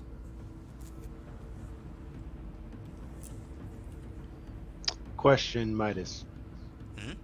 So the humans are almost done, right? So if if the army from Mistrala, dwarves included, traveled, say, like this, roughly speaking, how long would it take them to get there? And that what you just basically outlined at full speed is about a 5-day journey. Okay, what if we do this? I mean, you might cut a day off. Yeah, And they 4 said they're days. 2 days away. Yeah, they're moving pretty quickly. The Dragonborn and the Goliaths, they're much hardier, and they can go. They have a greater physical endurance. They're moving the same distance, like from this direction, but they're basically marching, you know, 18 hours a day. And then they've got 11,000. 11,000 troops can hold the city for a while. And then the elves are somewhere over here, yeah? Yes. So this is my idea. They're not gonna stand for us being this close to them. So if we can get the armies to this city and fortify it and our side of the river, he said the river's pretty big. That offers, like he said, pretty significant defenses. We draw the army down away from Kants. The elves can come in from this direction, either depending on the flow of battle. They could either come and help us if we need it, or they can, attack the enemy from behind. And then that will draw the enemy away, and hopefully the big, like 80-foot tall dudes, because we don't want to have to fight them before going inside of the barrier, and clear out the area around Kant, so we have little that we have to deal with. That's my thought. Okay. What do you have any? So the dragons and Radthorn are all airborne. What would you have them do? Well, I'm thinking, can we get a hold of Keliota? And also, what about the shapeshifters? Obviously, they're probably way too far away, but You guys haven't tried to contact them. Or I mentioned it like a while ago, but somebody didn't want to call up his girlfriend. The lycanthropes? Yeah. no one has a girlfriend that's a lycanthrope. Somebody has one that's a friend or something, because they had me scry on her. Yeah, that's kind of creepy. You just kind of, well, I'm trying to look on random pet cats, but whatever. I Each couldn't their have own. looked on her without somebody telling me who she was. Yeah. Nice try though. Yeah, it's like asking like someone's pet dog, and you're like, I'm gonna go stare at that dog. And you're like, didn't tell me what that pet dog's name was. I'm not the creepy one, I swear. The demon bitch. As far as we know, she doesn't have any other, aside from the three. As far as our info is concerned, her three generals basically. Besides them, she didn't have any other colossal threats that we're aware of, right? Since we took the Well, dragons from her. Tiamat. Yeah, Tiamat was the big one. Okay. And the dragons were the big one. But well, can we we get a can't hold of really- Keliota? Kaliota is in Westvane, all the way down. Oh, she's back there again. Yes. Okay. Because if we can get a hold of her, if she has a couple days, I know, even if I could help or whatever random stuff. I mean, if we have flying troops and whatnot, if she could make like more of those, not like the giganto fireball ones, but maybe like with a different element to it, because we all know demons are sometimes good against fire. Just so we can like. So what are you requesting she make? Like, pretty much we want all the different types of just like what are they called, beads of fireball beads and like.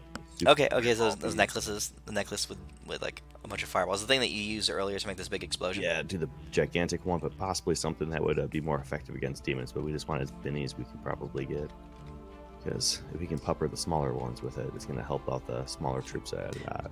All right, Kaliota does not have a sending stone on her, Mhm. so if you want to put in a request, you're gonna have to figure out a way to do that. All right. Message. Use the message spell. I can wait till am Alan wondering gets back. ascending, right? Or I'm- sending, whichever the spell is. I'm actually wondering, like, I did have a question to ask her as well, which is, just like with the bag of holding, where, you know, somebody small could jump into it and be in the bag of holding and be carried by someone else. I'm trying to figure out if there's a way you can take the magnificent mansion and imbue it, like, through symbol or something else into an object and carry people that way. So we could perhaps put the armies in dimensional spaces and have them carried by the dragons. And then I could windwalk the dragons. I think the only way you can do it that works a good way is you have to have a magnificent mansion with the people in it. Yeah. Then from the magnificent mansion, you have to do a gate inside to that bag of holding, and everyone just jumps out of the bag of holding.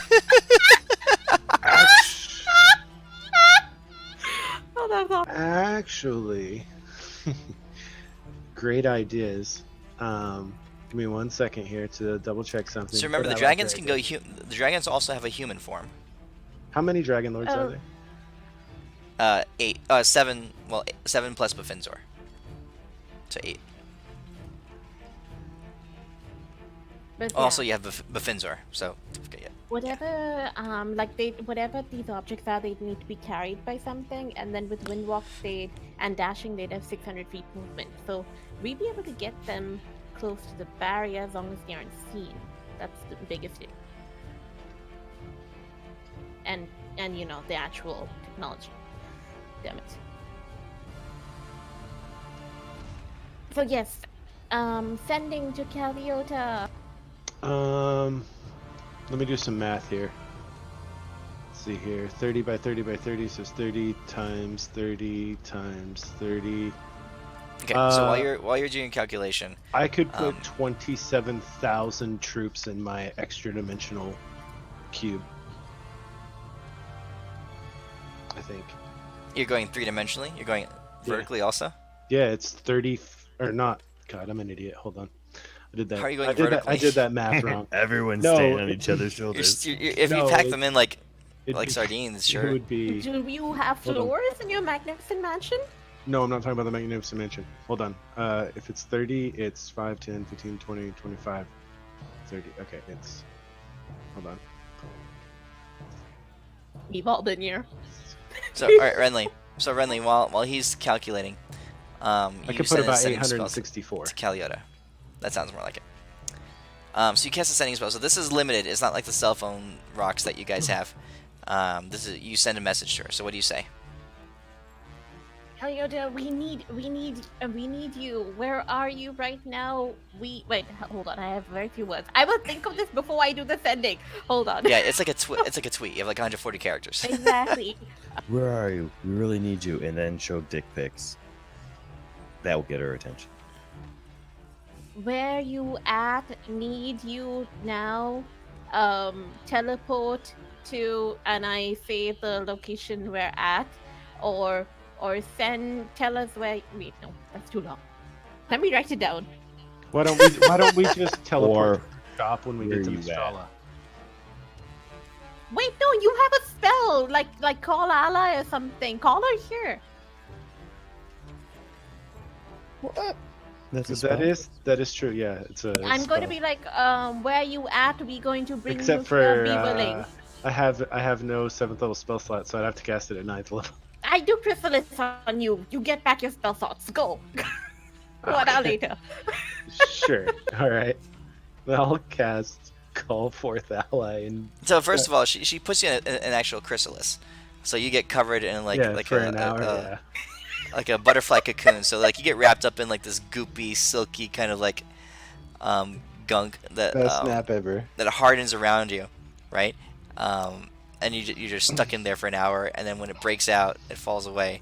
And You it's suddenly the, have your spell slots back. and it's the hugest cocoon ever because I never changed out of my Nebularis form yet. So it's just a giant fucking cocoon. Oh my god. Oh, you're still flying. You guys are still flying.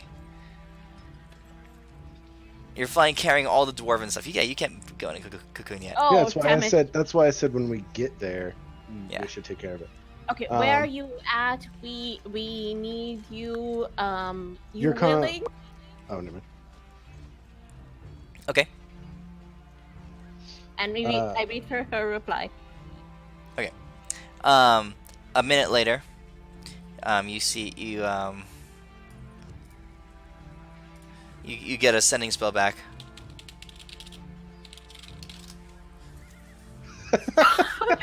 You're missing your phone. Quick. And I face clown since I forgot to say my name.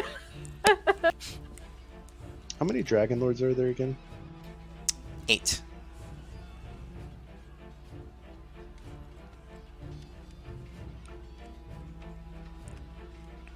Battle plan set out. So six. Do it The again. 6 most powerful Dragon Lords attack from the west, and the 2 weakest ones patrol the river to the east and south of the city and make sure nothing comes over it. That's my idea. So the sending spell, is this a level 1 spell? Level Really? 3. Oh, okay. So you're burning spells when you cast Yeah. it. I'm like Jesus.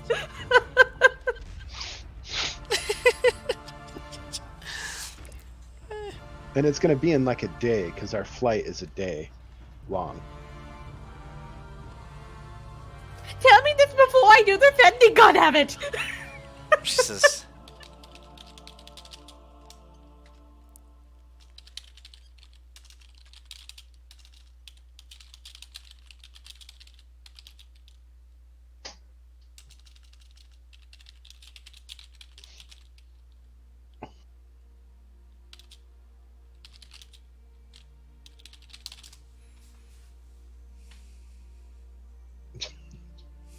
I face palm.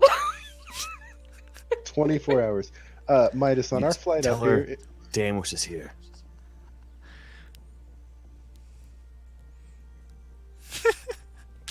Damus, do you have the sending spell?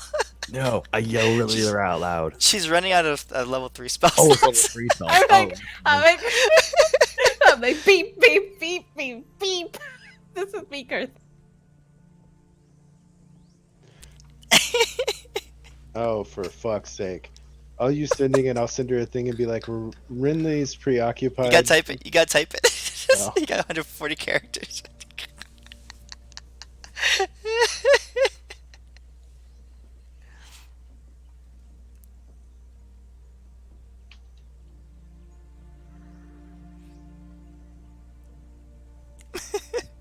James, what? I mean, wait. Oh, no, Someone's doing what? No, I don't have the science. I can't do that.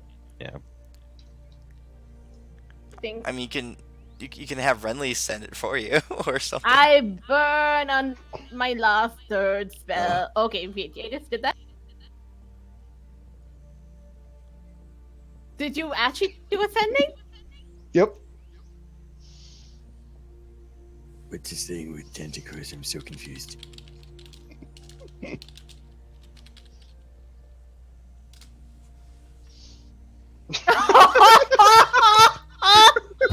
Oh my god. What's going on?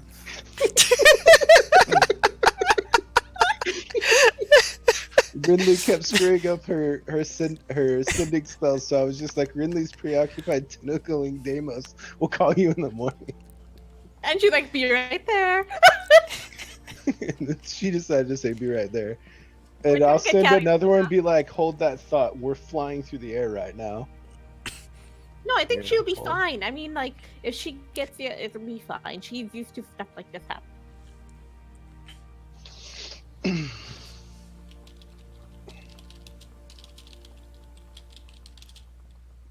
If she shows up on the ground, we can just fly over and scoop her up. Oh, by the way, Midas, if we Mhm. happen to fly over the douchebags from Taswan marching toward Mistrala, can you let me know? Um,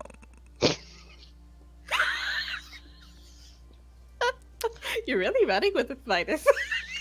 the Okay.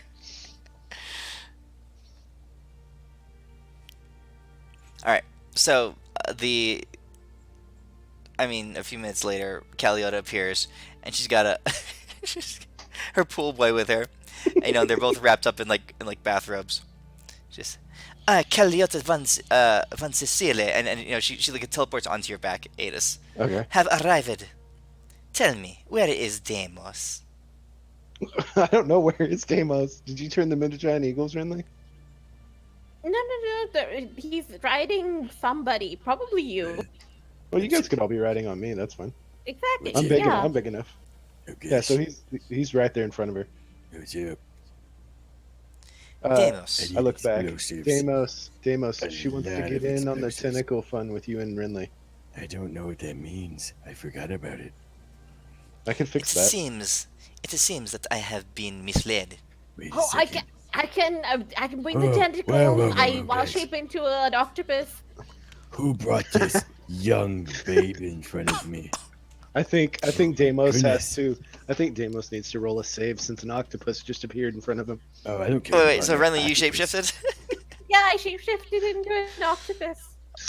I grab that octopus and I waved walk straight over to this lady. I'm just like, you dashing young lad. You, hey, just let me. I'm not used to talking to a young, pretty woman like yourself again. It's been a while. How are you doing? This is my octopus. I don't know how I got it, but it's in my hand. I turned you I into an pet its octopus. head. On the combat So- tracker, I turned you into an octopus. I need a lot of explosives. A lot of explosives. Blowing Okay, up so wait. demons. And I don't know what to do with this octopus. Do you have any ideas what we could do with this octopus thing? So is she a mage? Like by Yes. trade? Okay. Yeah, she's a very powerful mage, mostly an enchantress, crafting items and stuff. But back in her day, she was a famed adventurer, and she helped you guys fight off the Slod. She has her around her neck. You see a black amulet, like a little box in a little black box, and in a chain around her neck. And you guys have seen it before. You guys know that she used that to hold off the Slod invasion. It's a sphere of annihilation inside that little black box. She says, I'm afraid that I was perhaps mistaken in About my what? assumptions. But But I see that you are in need. Yes, I see many flying eagles around me, of course. and we are upon this back of this very odd dragon. Yes. I can help in whatever way you need. I will. And she turns over to the I don't know the blonde tussle-haired young boy. She says, Who she the says, fuck is little tiny twerp? she says, Bench 200 pounds. Oh my gosh. oh, he says, I remember when I was 7 please, years old. forgive me, Deimos. This is Angelo. Angelo. He is my Oh my gosh. the cleaner of my pool. You kiddie pool. She says, Angelo, she says, I'm afraid I'm preoccupied at the moment. Your services are not required right now. Perhaps next week at our normal time. She claps her hand, and he Ineffective. and he gets teleported away. She knows where the goods are at. Oh shit, there's an octopus around me. She turns around you, and you see her clutching her bathrobe around her. She cinches the belt around her. She says, I was not prepared for this arrangement, but I'm ready to help. Hey, I have a question. Explosives. Before you worry about his explosives, always wanting to blow shit up. Yes. He's weird. Is it possible for you to make a little silver bead that once thrown will continue at that same speed indefinitely, regardless of what it impacts? I believe that's impossible. This would break the laws of physics. Hey, look at this guy. Oh, can you make a Doesn't thing that all transcends magic? double gods? No. An object of such power would require a great divine enchanting. And in a normal day, I stand about 5 foot tall and don't look like a dragon. Yeah. Yeah. Can you move unimpeded through any resistance or impediment in your way? No, Should but I'm it- not a dragon, but I can you should- defy my own personal mass and increase it. Ask him if he can clean the pool. I bet he can't even clean the pool as good as Angelo. Deimos, go play with your Deimos, go play with your tentacles and be quiet. I'm playing with my pet octopus, which I don't even know I had, but I have a pet octopus now. It's fantastic. Her spells are they have to be related or slight modifications on existing spells and enchantments. Okay. She can't just make any random thing. Okay, so Deimos, you want her? What are you asking of her? Explosives. Every tired of blowing the fuck out of demons you can. Area effects, huge things, harpoons that disintegrate. I want all the big guns. I want to pretend How- that I am the U.S. military, and you have a contract. I want everything. Well, Deimos, and you see her smile, and she kind of like sidles up again next to you. She says, "How much time do I have?" How much time? How far do you want to be able to walk tomorrow? That's the real question. Time is of the essence. Do you have a wheelchair ready? You have 2 days, Deimos. 2 days. Yes. If I were to focus completely upon Deimos' request Yes. with the explosives and enchantments of course. such, she says, many beads of fireball. Delayed blast fireballs, of course. Oh, yes, the big ones. The big ones. like Perhaps before. the contained power of a meteor swarm. Oh, that'd be fantastic. Can you make What an I arc? believe I can work. What with about this. like 47 thunderbolts in one thunderbolt that I can stick? Oh, on my fist? electricity. Yes, I want to like stick it in my hand like a boxing glove on top of my boxing glove and punch Ooh, it. how about Thunder chain punch. lightning grenades? Yes. Oh, Grenades that exhibit chain lightning tendencies after they explode what about? would be. Oh, You see her thinking. She's like, requests I've not had before, What but about I see the possibilities. some Ooh, dumb, ooh. How? super What about cool. a mass polymorph grenade? Specifically keyed to turn all those affected into, say, field mice. She says, and it would be limited, of course, and to the ability to polymorph spell. A field mouse has very low constitution. That's fine. Once the mouse dies, they would revert to their form. Sometimes. What if oh my gosh, so many ideas. I don't even know. Can we? How about a cape that can hypothetically go about say 300 feet, and then it can wrap around and then shoot out divine crazy energies and just destroy demons? A cape. Yeah, like a super cape. Would you want this cape to return to you after Yes. it?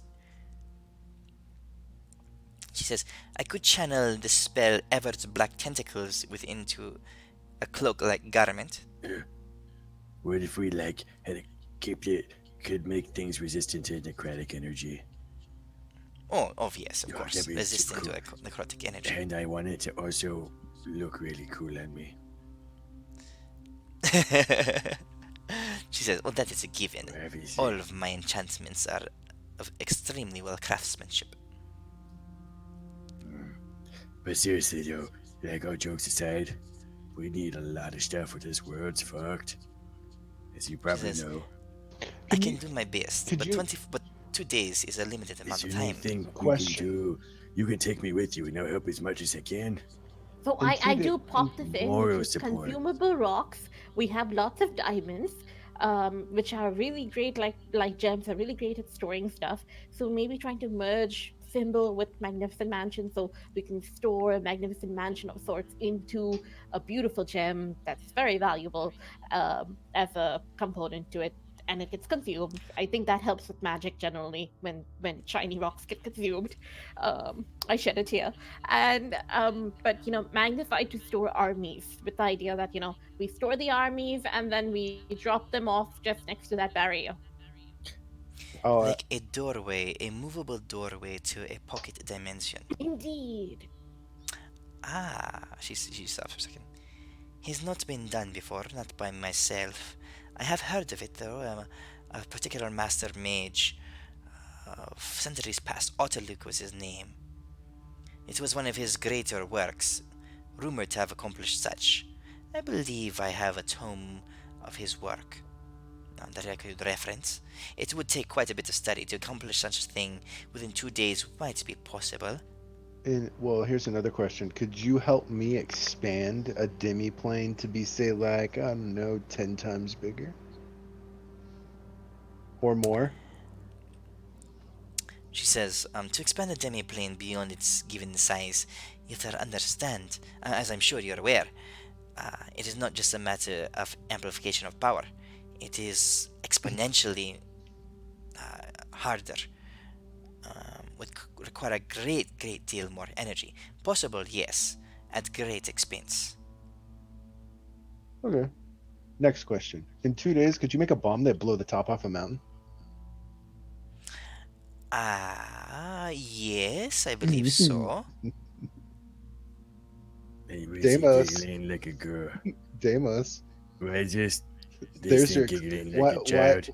No, you went for all the little explosives. She can make you a big one. I said I wanted all the explosives. That was included. Why a bunch of little dinky ones when you can have one that'll level a city? I believe that was part of it, but I only have one of those when I can have all of them. You are thinking on a small picture of just blowing because up a the one city. is greater than all the smallers together. I don't actually think you understand what I'm talking about. It's like having So the for scale, so she can in 2 days she can make Renly's consumable, movable magnificent mansions, the doorways basically, or she can make a really big bomb, or she can make a bunch of little bombs. These are all options. She only has 2 days though. You With have to pick something. with the magnificent mansion. Give me 1 second here. Yeah, no, she's definitely made one of those bombs before. If you could do the magnificent mansion thing, this is what I could pull off of the magnificent mansion.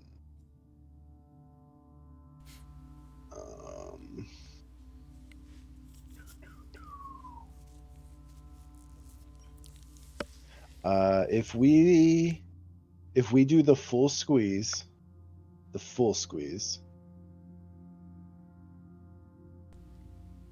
Yeah. the full squeeze, we could fit 10,000 soldiers in the magnificent mansion. In one mansion. Yeah, that's packed to the brim, in each other's face.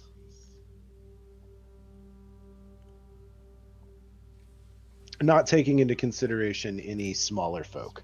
That's assuming all of them were humans, and you packed them like literally chest to chest. You could fit roughly 10,000 in a magnificent mansion.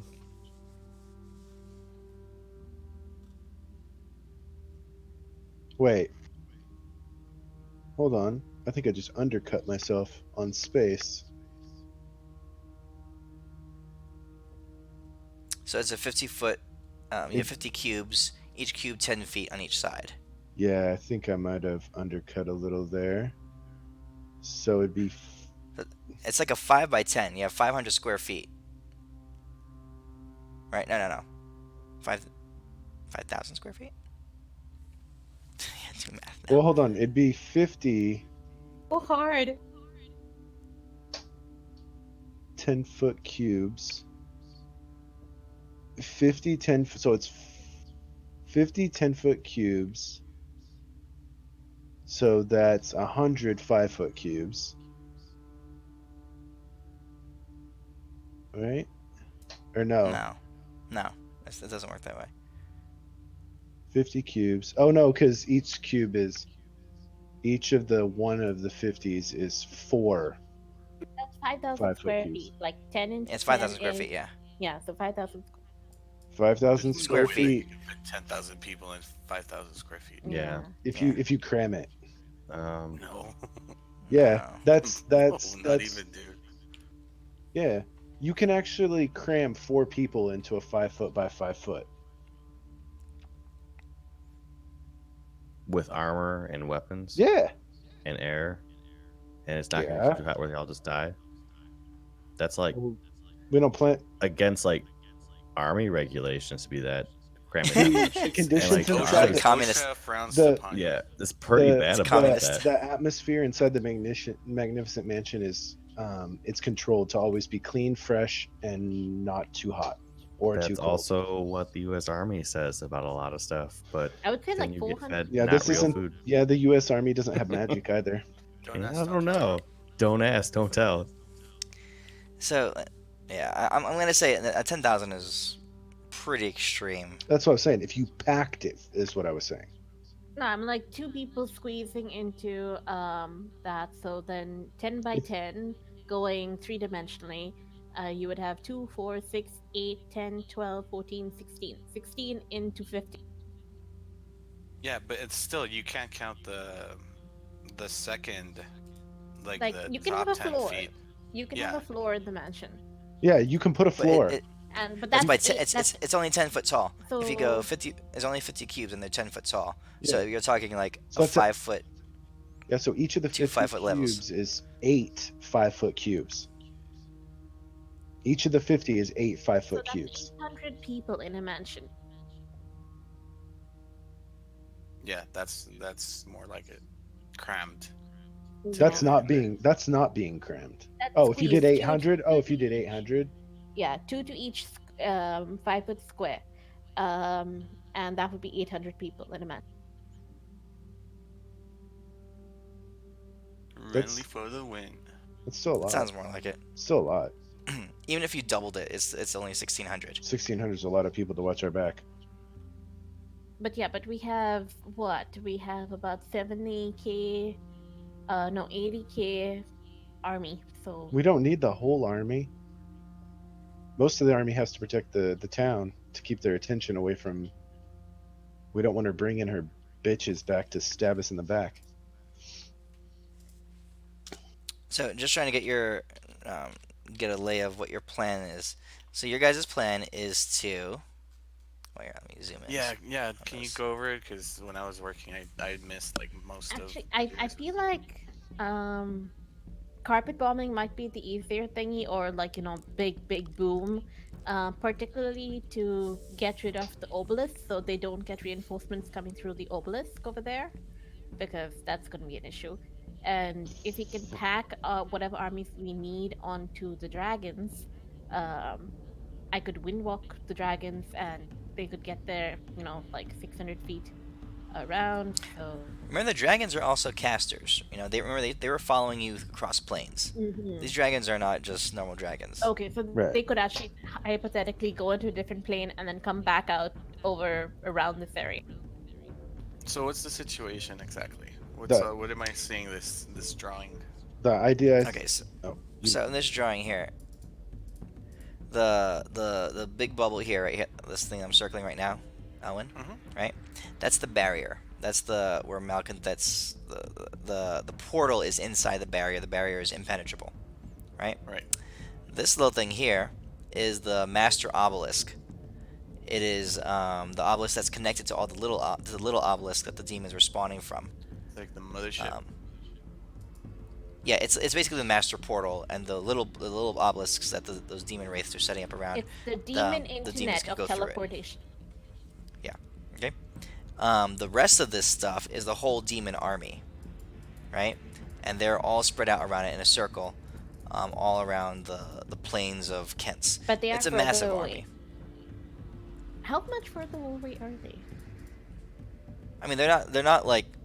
I mean, the army is it's everywhere. Oh, okay, It's okay. it, So they're not too far away from the barrier and the correct, correct. I mean, they're not butting up against it, but they're within 100 feet. kind of like this. Okay. Um, uh, Elwin, on the Tandesh map right here that I just focused for you.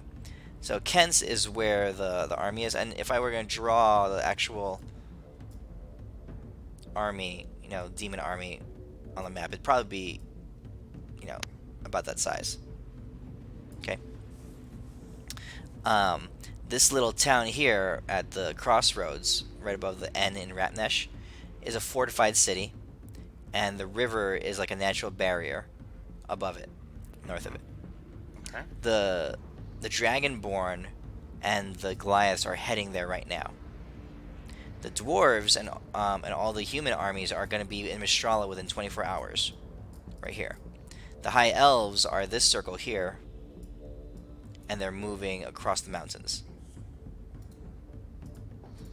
Okay, they're moving in this direction, Mm-hmm. that way. Okay, so you guys are trying to figure out a plan of attack.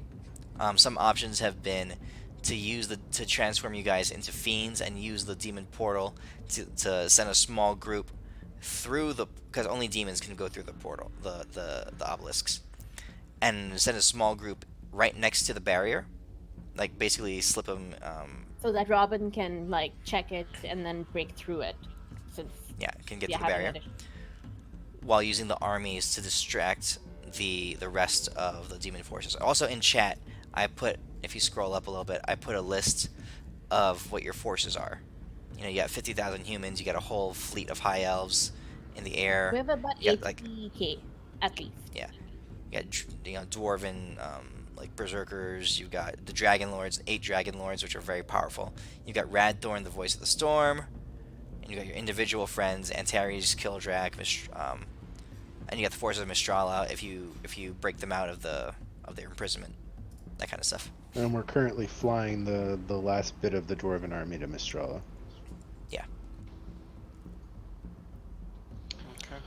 And my idea was to march Mistrala's army to reinforce those dudes who have the Dragonborn and Glass.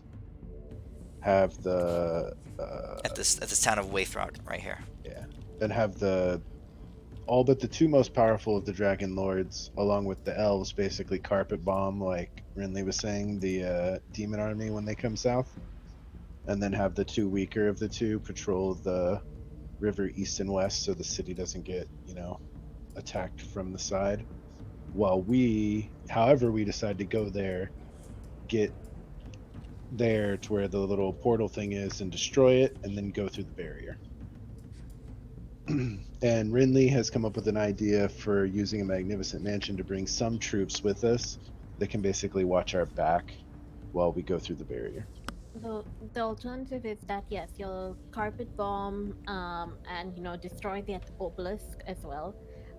So that way we get a lot of things destroyed. Like the meteor swarm in a consumable or some kind of thing would be awesome, like in a bead. I also want to mention, which I don't think we is need a bomb to take it out. You've got a giant that's pretty good at destroying things. but we also have those generals, right? So, I was actually wondering about one thing, which is trying to upcast and try to expand beast shape to work on larger forces, but turn them into ants instead. So just beast shape but augmented with higher level spells, and then dragons carry them, and then get to where we need to be because dragons will be able to carry a lot of ants, like seriously, a lot of ants. Yeah, they could. You'd beat Yeah, shape them into ants. They could all the whole 80,000 army could ride on the back of one dragon. The only issue is that beast shape is a 30-foot range, and so that is an exponential increase in range. Uh-huh. So where it becomes problematic.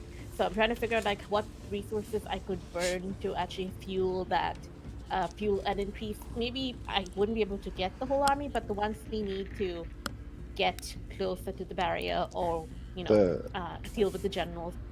the problem with taking any significant amount of forces to Cants is they'll literally be trapped between the demon army and a god.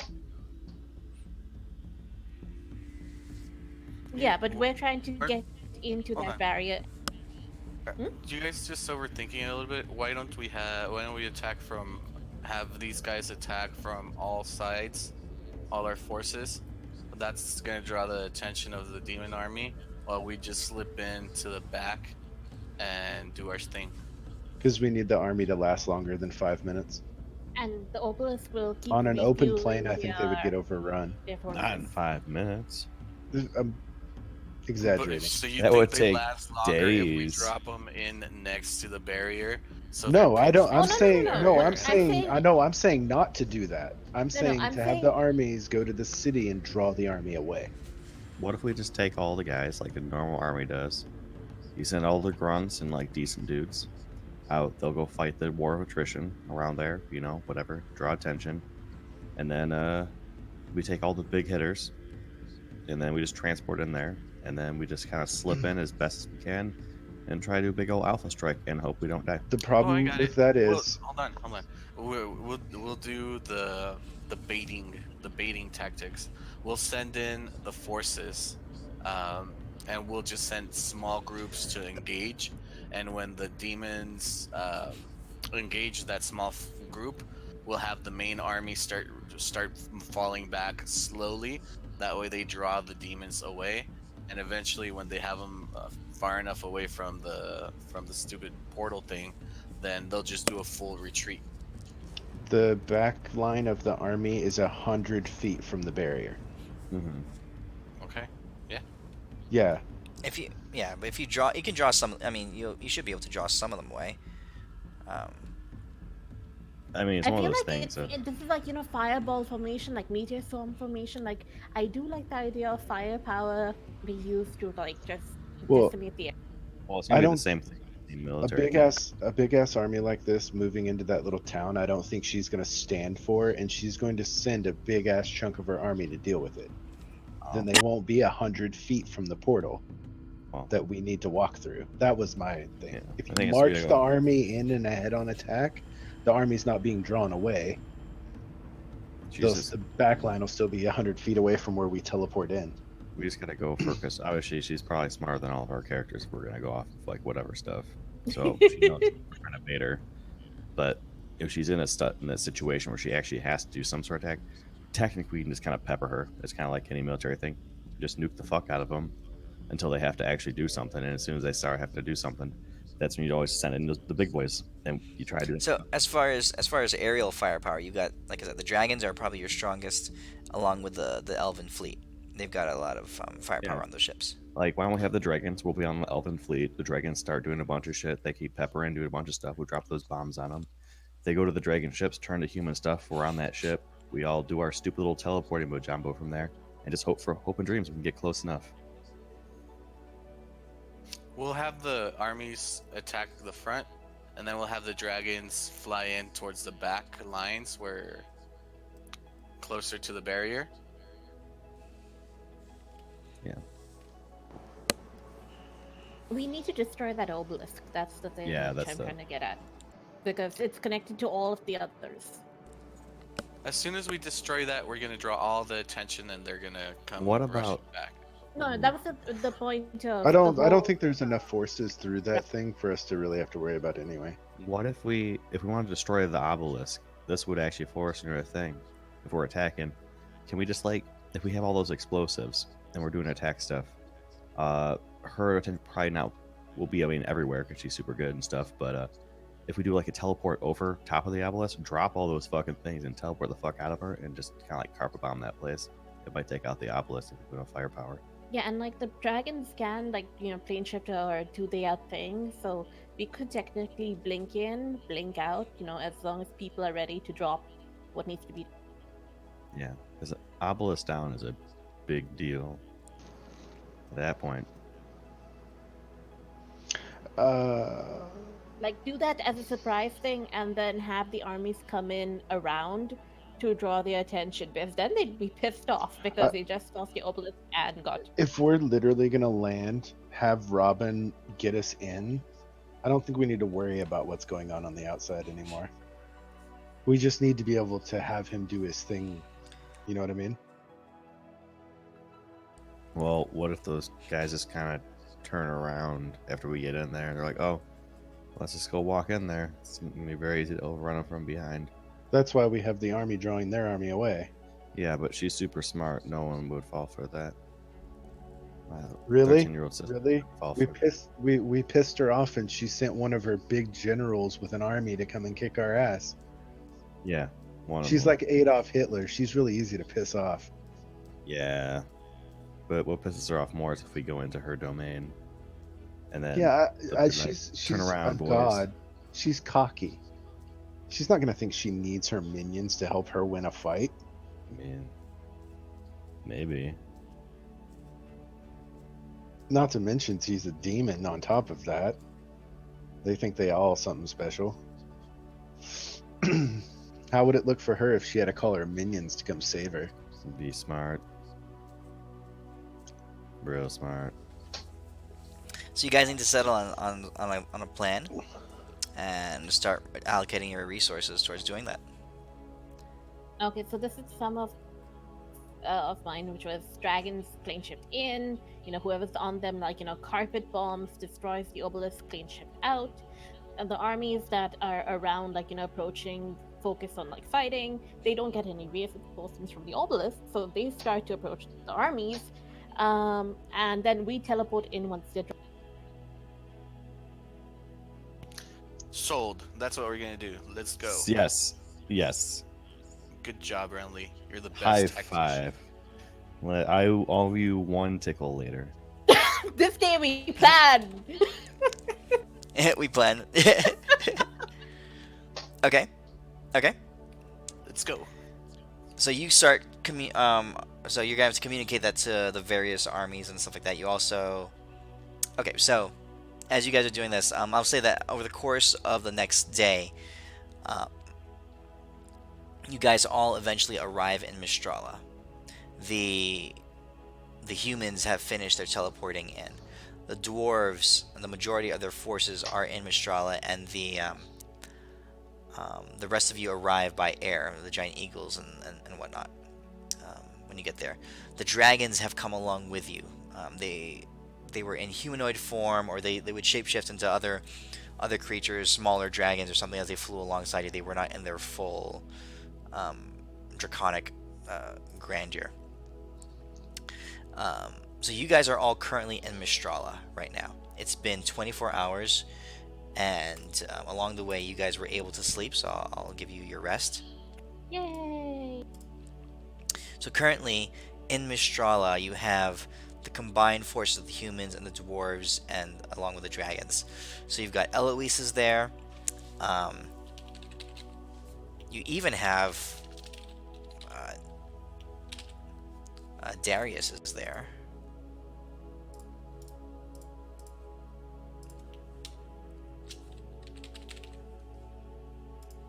Let's see, who else would be there?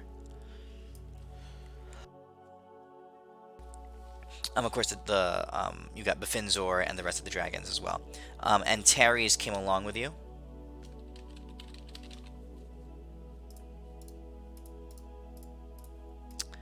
Kildrak was already there working on a way to break the imprisonment spell beneath the ground in Mistrala. Okay, so this is currently who's there in Mistrala with you. Um, Prince Tyrell has allowed Darius to take control of the human forces. He's the primary leader on the ground, and yeah, the High Elves are in transit. The Goliath and the Dragonborn are in transit. They're moving. What do you guys want to do? I very telepathic bond people together. Okay, So okay, just in case someone's crying or somebody's spying, so we can argue all we want telepathically and no one can hear. I can actually put up a barrier for that if you like. Yes, let's do both. Okay. I'll put up a okay. barrier for that. You counterspell. And and Terry says, no, Darius says, we finally brought the entirety of our forces here, and I see the dwarves have as well. Yes. What is your plan of approach? The odds are stacked against us, truly. Oh yeah, we're probably boned. I Not the turn good towards the kind of dragons. Oh, also, Radthorn is there. Ooh, okay. But the dragons are in humanoid form, right? Right now for the. Yes. Okay, perfect. And I will ask them, how capable are they of, maybe using their plane shifting to appear about a mile above the obelisk area. Okay. So this is Krigajard. He'll speak for the dragons. Okay. Um, he says, "You're asking us if we can get ourselves a mile in the air above their central point. Indeed. Yeah. Is it that hard? For what purpose?" Break it. Kaliota is developing some tools that will be of use. So you want us to arrive there and drop something onto the obelisk, and then what?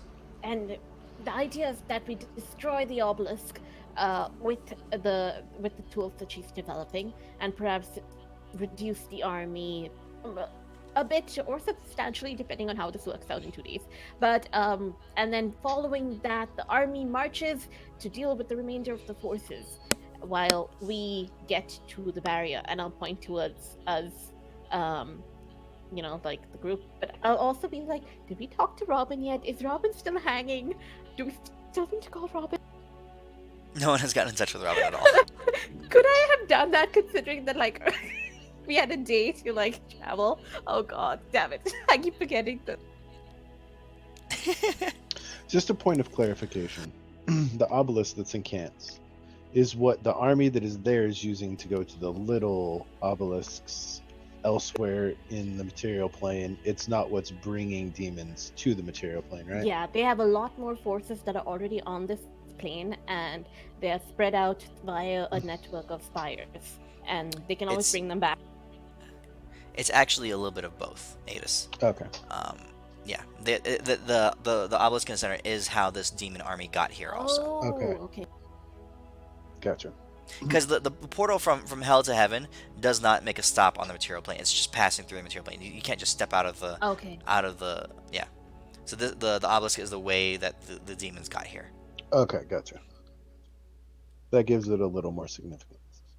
Yeah, it's the core of the network that they're using to be able to get from hell to here, and they can also get from here, enter it, and get back into the stream that's going to heaven, basically. So, Rinley, you should ask the dragons if they could just destroy it outright without getting killed. And then I remember that we're telepathically linked. Indeed. And we just need you to be there for a moment, though, to destroy the obelisk, and then get back to the main army and draw them away from the barrier. Krikajard pauses for a second and says,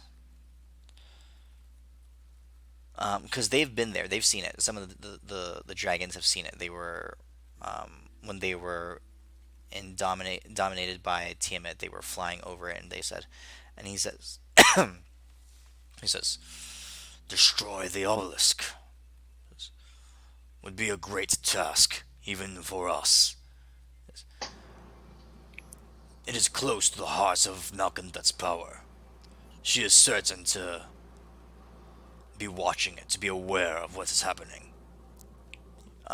He says, "We could do it. We believe we can. The danger to ourselves would be very real, though. The demons are powerful. Malkanthat herself is powerful. Would she Yes. be able to I see? could sink beneath I could sink beneath the earth, even from beneath the earth a mile down, if I were to rip the ground out from beneath the obelisk." He says, "I would not be out of the reach of Malkanthat and her demons." Ah, Radthorn, could you destroy it?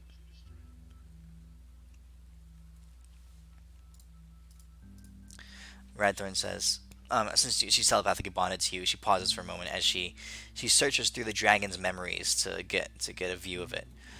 And she says,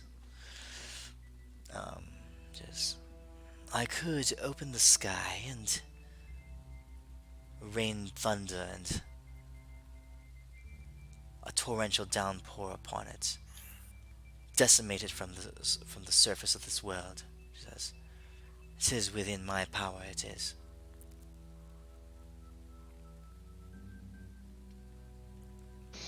if that's the case, Doing so would reveal the existence of the High Squall Citadel, though. oh, And she says, um, "And while my defenses upon the Citadel are formidable," she says, "I believe that I could fend off a demonic assault from the Citadel, so what you're saying but is I'm not that sure."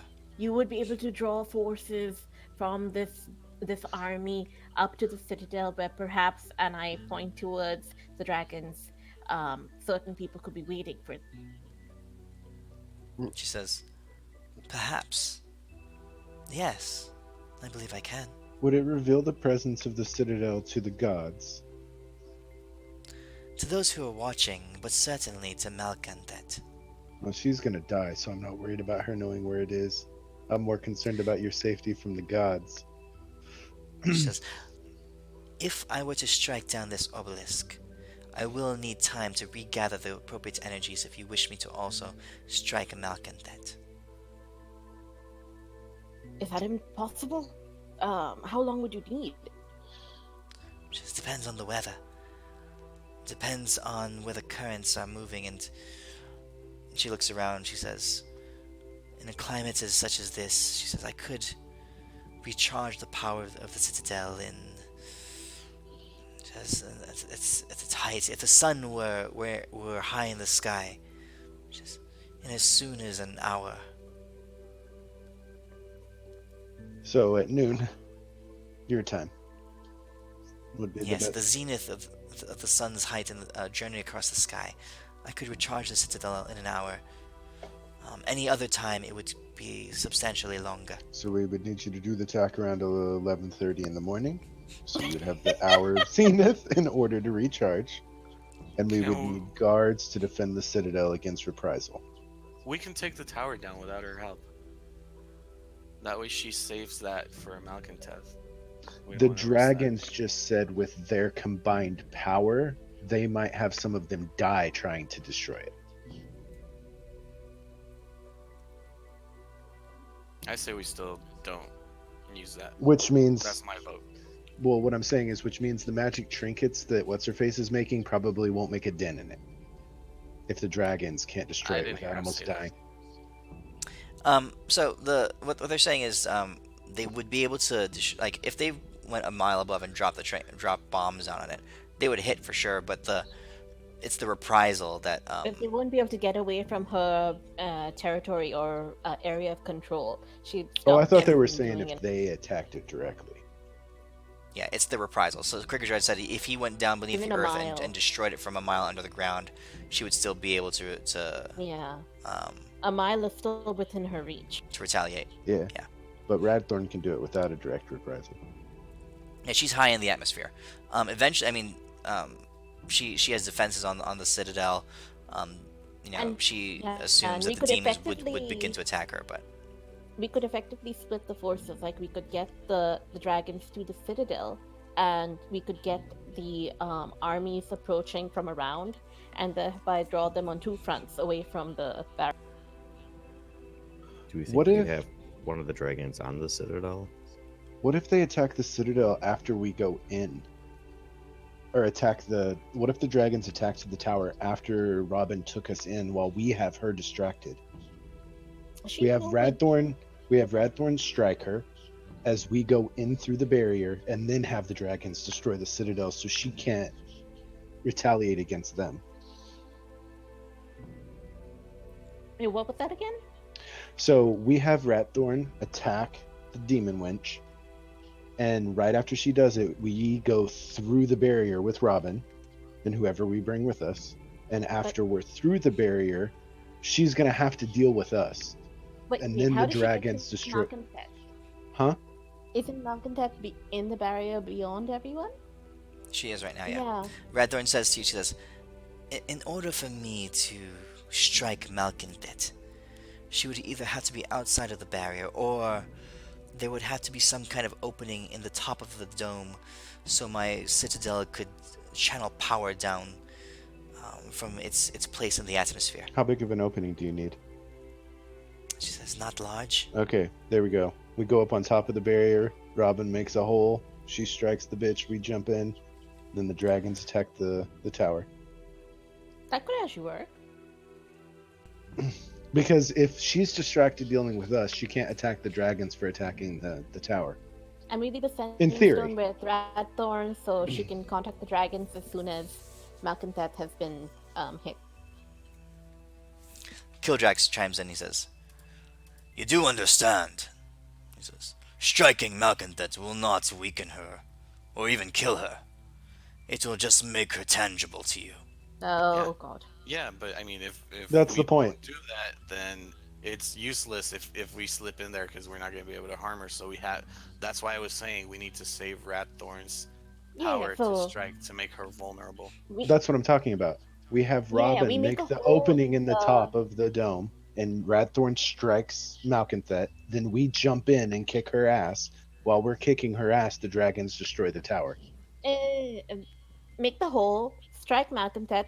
Dragons deal with the carpet bomb, like drop the things onto the obelisk to try to destroy it to some point, and then they go after Malcontet with us because Yeah.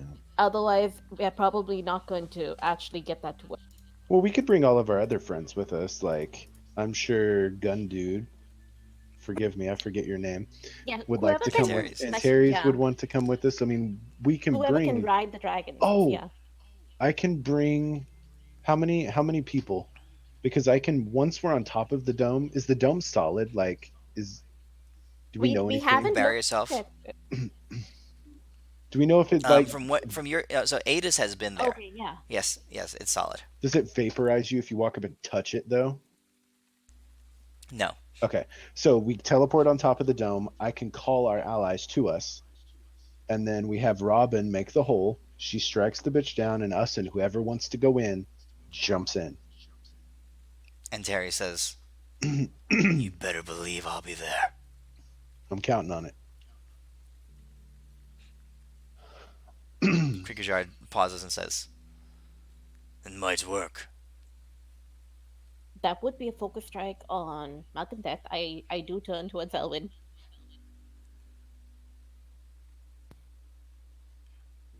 I agree. That's a good plan. And that protects the citadel. Because she what's her bitch is going to be too busy dealing with us to send anybody to attack the citadel. Kildrax says, "You do realize," he says, "it's probably safer outside the barrier than inside it." You think we can get her to come outside of it? No, I'm saying that where Malcontet It's the most dangerous. is the most dangerous place. Oh yeah, Mm-mm. isn't that where the heroes always go? Danger. I laugh in the face of danger. Wahaha. Oh my god. Kildrax smiles. Oh He wait, says, is the elf here? Australia? "Elf what?" The one that hates Deimos. Which elf. Yeah, no one hates Stamos. Stamos is So like the coolest guy ever. the picture you put up, she's the one making the hammer, or the sword, the spiffy sword. Euphemia? She got this. Yeah, Euphemia. Oh, Euphemia? She actually doesn't Yeah, hate me. Euphemia's here. She hates everybody.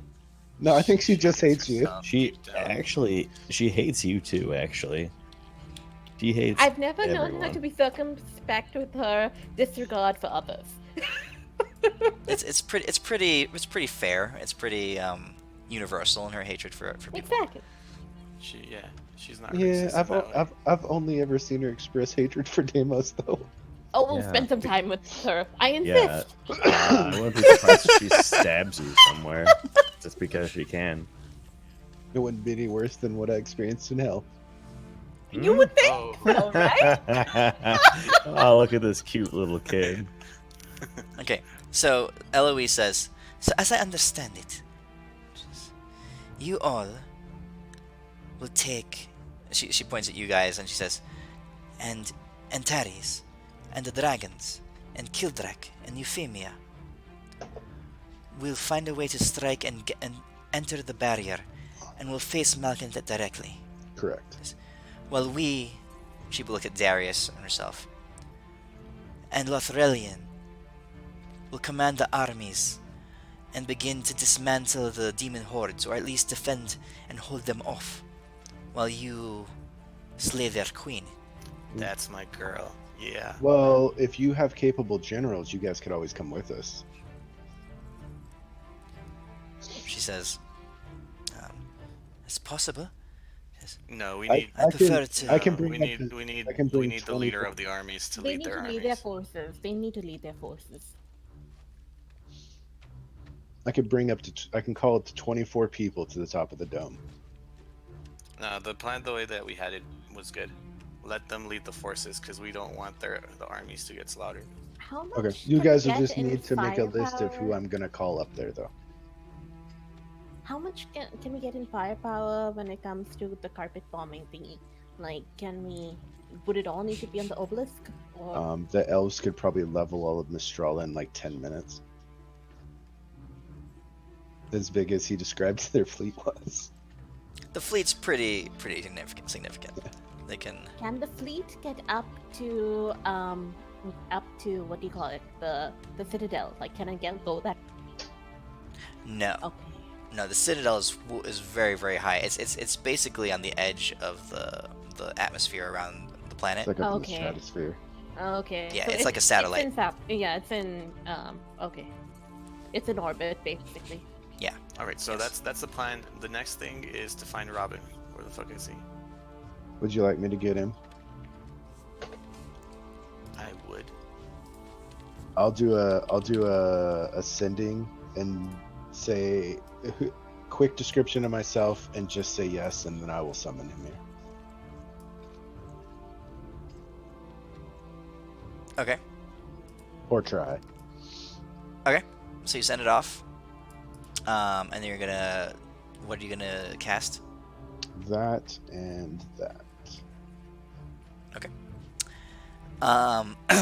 A moment goes by, and then comes stumbling, a little bit tipsy at the moment, through the portal. Like, as promised, you summoned, and I, Robin of Luxley, have arrived. I pass him He some says. laughing water. Drink this real quick. Perception. He says, If you wanna- "Oh, friendly." He says, "You remember when I told you that I had passed through all barriers except one in the world? I would like you to know I am now at 100% penetration of barriers." Drink. And I So you tip find- the water into his mouth. So you finally lost your virginity. Good for you. Is he wearing a wedding ring? Huh? Is he wearing a wedding ring? Let's see, how long has it been? Roll a d20. But to see if he's already divorced. No, we don't. He hadn't gotten married when we left. His game for romance was shit, so I think it would be later up. No, we sooner. gave him game. Remember? We tweaked his line and gave him game. he says, the maid Marion and I, he says, are intending, he says, to become. I make him drink To, the water now. we are intending to start talking about perhaps becoming engaged. Congratulations. Well, don't you think you should go ahead and do it now since the battle for the world is about to start in 2 days? Hey, How about afterwards? he shrugs a little bit. He says, "I've already penetrated the barrier." Oh He my says, god. No hold on. rush, no Hold on, rush Robin. at all. While Come on, I high five. Yeah. while Yes? I congratulate you on your success, you're not quite to 100% yet. We've got one more barrier you've never penetrated for you to penetrate for us. Oh, believe me, all barriers give way to a Robin of Locksley. Or at least to make a hole through the barrier, if you can. Now, how long can you hold a hole in a barrier open? Out of curiosity. He says, I personally can hold a barrier open for as long as I am present there, holding it open. Sweet. Good. Renly, you want to mentally give him the lowdown? I do. Or Don't call it verbally, lowdown. since he's not mentally Um, there. Oh crap. I will repeatedly message him since that will also be silent. You can't use message. Oh, I can't. Sorry, Oh, can you bring him into the telepathic loop? Oh, can you even get into the private sanctum? yeah, I stepped out of it to call him in. Oh, okay, perfect. Oh wait, hold on. Yeah, so I'll recast this and. But yeah, he can send me- walk into the sanctum now. Yeah, he can. Oh yeah, that is a good point. That's the whole point of him. So he suddenly joins your loop, and you guys you feel your head swimming a little bit as you're Dude, come keep into the contact with his penetrations thoughts. to yourself, man. Jesus. He definitely is inebriated at the I moment. give him the laughing water because that sobers him up. So I forced him to drink it. And I've been trying to do that for a while, but like finally it's starting to. He's holding his cup. He's like looking at it. He's like, "This is what." He says, "This is water." Laughing water. It is excellent. Give it a try. He says, "In a moment, dear." And he says, "But first, I have to." And I this is bet all you in his can't head. drink it You're just in like- one gulp.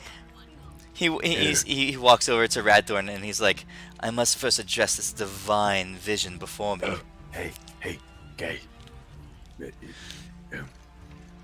Don't do that. I point to the sky. I'm like, look, she's watching. Your lady knows. Just say good things about her, and then you won't get yelled at later. I swear, that's how it works. He says, "Marion? Marion would not know. She's." I will tell Also, she has no Marion. Go drink that water. Oh, yeah. He says, "Oh, please don't, please do Drink the not water. disturb And I Marion." won't tell Okay. Marion. It's fine. I got you, brother. It's okay. She'll never find you out. You'll be good. He says, "Fine." And he takes the cup and he tips it back and he begins drinking. He's like, She said that she would pay me back 3 silver pieces. But I guess if you want to pay me 3 silver pieces, I'll take it. he looks at you all. And he says, I'm just joking. he says, "I'm not sure whether you're telling me the truth or not, but I don't have." He says, "Good gods!" He says, "I don't even have as much as a headache. That is magic." Yes, and these are the leaders of various peoples and various armies. Hi, people, this is Robin. He does a flourishing bow and he says, "Robin of Locksley." He says, "At your service, my lieges." That is his title. That is all of his title. He says, "To be told, I have no title. My name is Robin and I'm from a small town called Locksley." Yes, so you're the lowest one on the totem pole here. Say hi. Oh shit, wait, we have it in here. Alright, Renly, perception check. Oh crap. Here we go. Wait, is this the next day? Yes, Shit. next day. Let me take this off. Let me do this again. Okay, 18. yeah, you don't notice anything. You don't notice anything. Crap. And at this point, I now cast the telepathic bond. Okay. Robin, we need your help. Deimos, he says, and you hear in his head, he's like, Deimos, he says, I'm a bit troubled that you can see into my thoughts. He says, Dude, just, but I just I'm the worst. lifted her purse. Dude, I just Care to fine. go get some Dude. drinks later? Dude, I have very little 100% money. down. Wait, actually, I feel bad. I for some reason think that something bad would happen if we take her wallet. How about this? I'll just buy the drinks tonight, and we can just pretend that we had the wallet. He says, agreed. Okay, cool. Yes. But seriously, Now, what's this grand adventure you've called me onto? Cue exposition for the plan. Okay. So a little bit of time goes by. He's like, I see.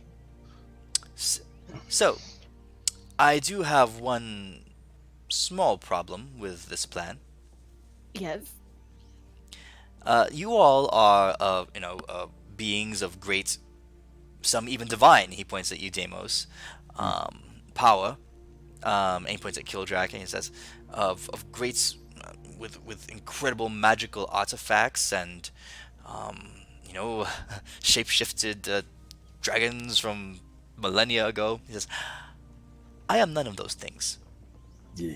He touches his shirt. He's like, this is leather from a deer that I myself shot and skinned and put. There's no magical power to this garb right here. An arrow or a claw from a demon would kill me deader than as dead as that deer. He says, if I were to go and open up this portal to the very depths of hell, as I understand it, where this demon queen is inside, and you all jump inside, what am I to do? You're supposed to keep the portal open. I see. No, we jump And this is inside where my problem after. is. No. After that. What if we can get you the coolest set of magic armor and leather? He says that would be a very good step in the right direction. And But artisan dwarven ale that you can't get anywhere else. I just seem to And have this mental image of you all going in to be heroes and Robin No. being on top of this barrier, dying shortly thereafter. wait. Hey, hold on, Would you hold like on, a Owen. stone to teleport you hold away? on, Robin. Yes. I cast a spell. I just tap him on the shoulder, cast a spell, and then I'm like, "Hey, Deimos," Wait, punch him. no. No, trust me. Just trust me. No, trust me. I would not punch this man. Robin, I respect you, and I would punch you. Robin, pull Yes. out a dagger and stab yourself in the arm, please. Just trust me, Robin. Trust me. Wait, can we He says, kill people if- this way now? it hurts me. It will says- not hurt you. I will heal you. Oh, what the hell? He takes a dagger and he pokes himself in the arm. Really doesn't It- need to be drunk it- for this. Wow. It doesn't do anything. Wait, what did you Yes. have? He says, I see. That's a self spell. Is Wait, it? are you doing Yeah, invulnerability? that's self spell. I thought you could cast it on somebody else. Nope. He looks up at you as blood is flowing Never from his mind. I arm. would know that. He says, he looks up at you as blood is flowing from his arm. He's like, Are you? this does little to comfort me right now. Come on, I wouldn't have done that. I would have known that. How about this? Okay, Robin, I was gonna save this till last. I have these What are we things that I know a lady who can get these for you. They're made out of this substance called polyurethane and rubbery tape and stuff like that. I tell you what, it's ribbed for her pleasure. I can get you some of these sons of bitches. You can bang your way to high noon and not get her pregnant. It even has spermicidal lube. But do we want the hole open? That is the question. I mean, do we Obviously, want- he wants the hole open. Hold on. Totally. Did Malconthet create the barrier? You don't know that. Also, how do you feel about necklaces? You would look It- really good. it with stands- necklaces. I'm making an assumption. It stands to reason that Malconthet created the barrier. It stands to reason that if the bitch dies, the barrier comes down.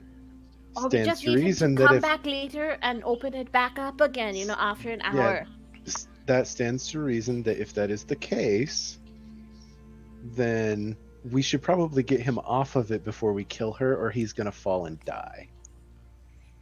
I feel like we just need that hole open for the strike and to get us in, and then he leaves and then I comes was- back later to bring I us. was thinking we could put a cool little leash on him. Just like this cool one I have. That one tells me it's the coolest style in Europe. And it just pulls you right to him. Radthorn, I don't know. Radthorn says, as I understand it, the predicament is this man's safety after you all No. enter the I barrier. want to keep. Indeed. Yes, we need him to be safe. He's cool. Look at that I- mustache. She says, I could bring him up to the citadel after I strike. I would have enough strength left to draw him up to High Squall and keep him there safe with me. Oh Is shit. that safe, Deimos? I don't fucking know. Probably. I mean, no. Robin says- "Is it safe for Radthorn?" I agree. Wait. I agree. I fully, wholeheartedly agree to this plan. Oh My shit. lady, he says, I would love to be aboard High Squall Citadel in your place of dwelling, safe Rabbit. by your And side. you just gave Rabbit. him a box of condoms. Dude. I have Robin, to tell you Robin, Deimos, something, Robin. I will take that gift now. Okay, I'll get them for you. But there's one thing I have to tell you. Seriously, Robin, on the hush hush. She has cameras everywhere. She's listening. Your lady knows what's going on. Robin, after doing this, They won't even you let will you hang need no out with your title. friend. You will need no name. You will be Robin, like someone of your named Beyonce. But yes, you will be Robin. That's I it. clap him on the thigh. Midas, I made your image a visage of Robin standing behind him with that stance where they stand with their arm on their side, head crooked, just looking at you like they know you did something wrong. Yeah. Okay. And that's for Deimos, so he can point it out to sell his story. What? Oh shit, she's here. She knows. It's a vision from the future. It's like that Christmas movie that we've all seen many a times. A vision of pissed off fiance Robin. from all the time. See, Robin, she's watching you. That's crazy. Oh my gosh. Oh, Robin, it's All right. okay. I seen it. It's a picture of Marion. Is what you did. A major Yeah. image of Marion. Yeah. All right. As soon as that appears, Robin goes, "Egads!" and you see him reach his hand in front of him real quick, and it looks like he's just reaching into the air. But what he's doing is he's pulling apart the fabric of this plane that you're in, and suddenly he grabs it and he wraps it around himself, and suddenly he's gone. Robin, No, you beat. God damn it! Robin, you're okay. I dropped the illusion. That was even her. She was just looking, but we protected you. You can totally trust us, I swear. Look at me. I'm a holy He's man, gone. I swear. He's gone, Deimos. Oh shit. Yeah. No, he's not. He's fine. He's somewhere. Where are you, He'll you be- invisible he'll- bastard? He'll be back. So Killdrake says, as much as I'm enjoying the watching you all banter, he says, I think it's time. I've been able to gather enough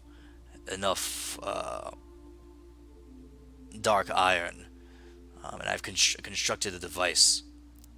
If you want to break the sphere of invulnerability, the immobilization spell that you guys entrapped all of Estrella in, he says, we have the power now to do so. Let's do it. What do you need from us? He says, I need your strength. We need to match the energy that the mages poured into the casting of their spell in order to directly counter it. We need the exact opposite. Their mithril for our dark iron, the strength of their casting balanced evenly against the strength that we place on this side of the scale. Only when we get the balance, the equilibrium exactly right, will the invulnerability fall, or whatever it was called. What's the spell called? Imprisonment. The imprisonment fall. Lead the way, boss. He says, He says, "We will need to go beneath the surface." He looks at Krigajard. Krigajard nods, and in his human form, you can see him reach down, and touch the earth, and it begins to part underneath you as he begins to basically just tremble and shake away the rocks beneath you.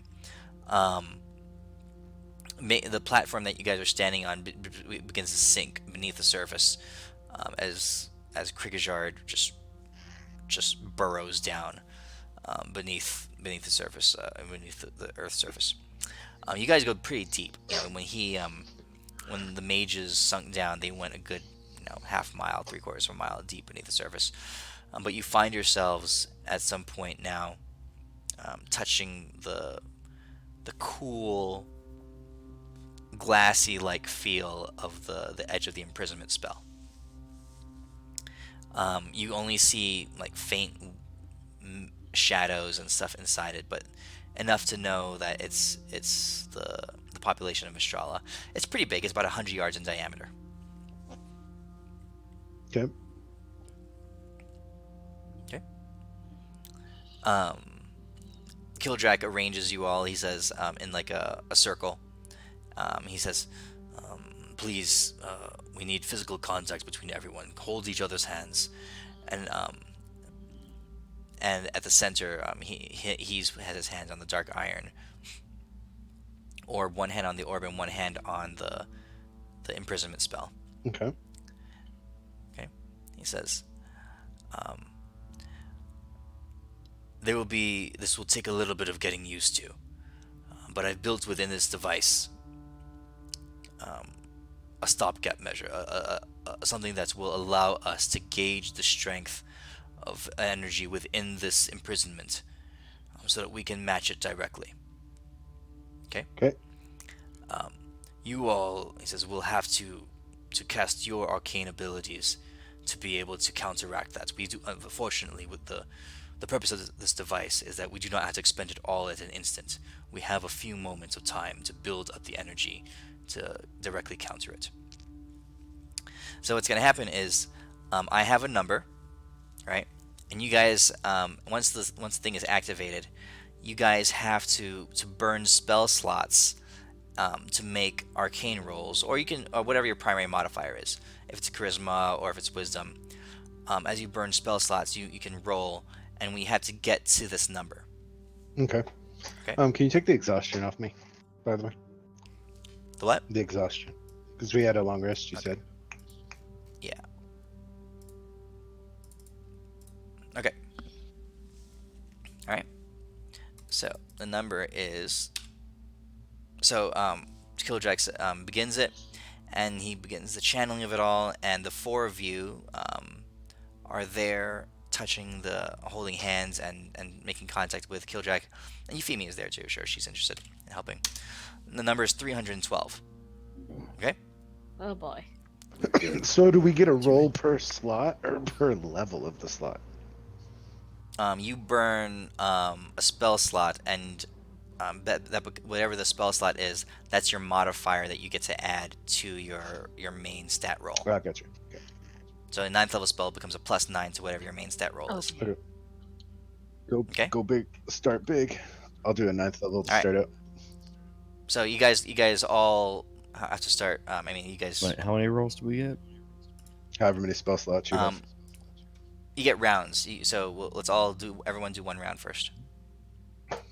Can we burn as many spell slots for that round as we want?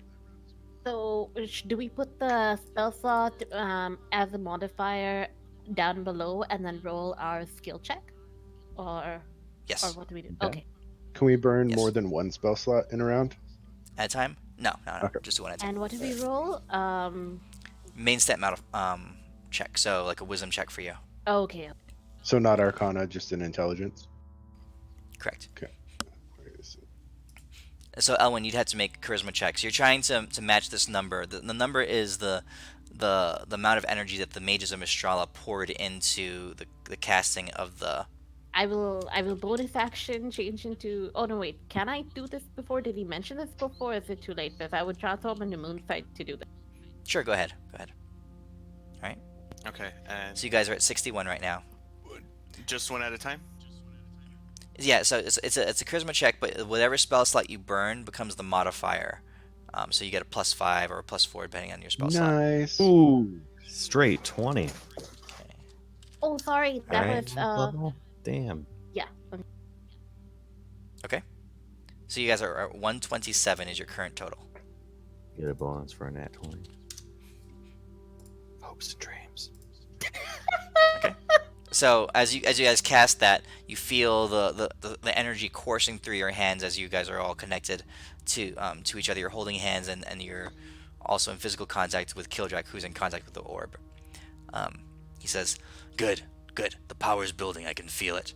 We're gonna need quite a bit more though. Keep going." 8th level.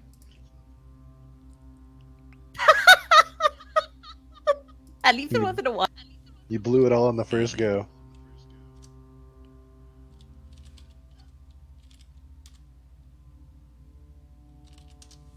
Okay. The energy surges again. Kildrak says, "Closer. We're almost there." You guys are at 213 right now. Okay. He says, "Go slowly though. If we exceed it, there'll be negative consequences." Now you tell us this as I've already burned myself. He already said we had to match it exactly. We're pretty close.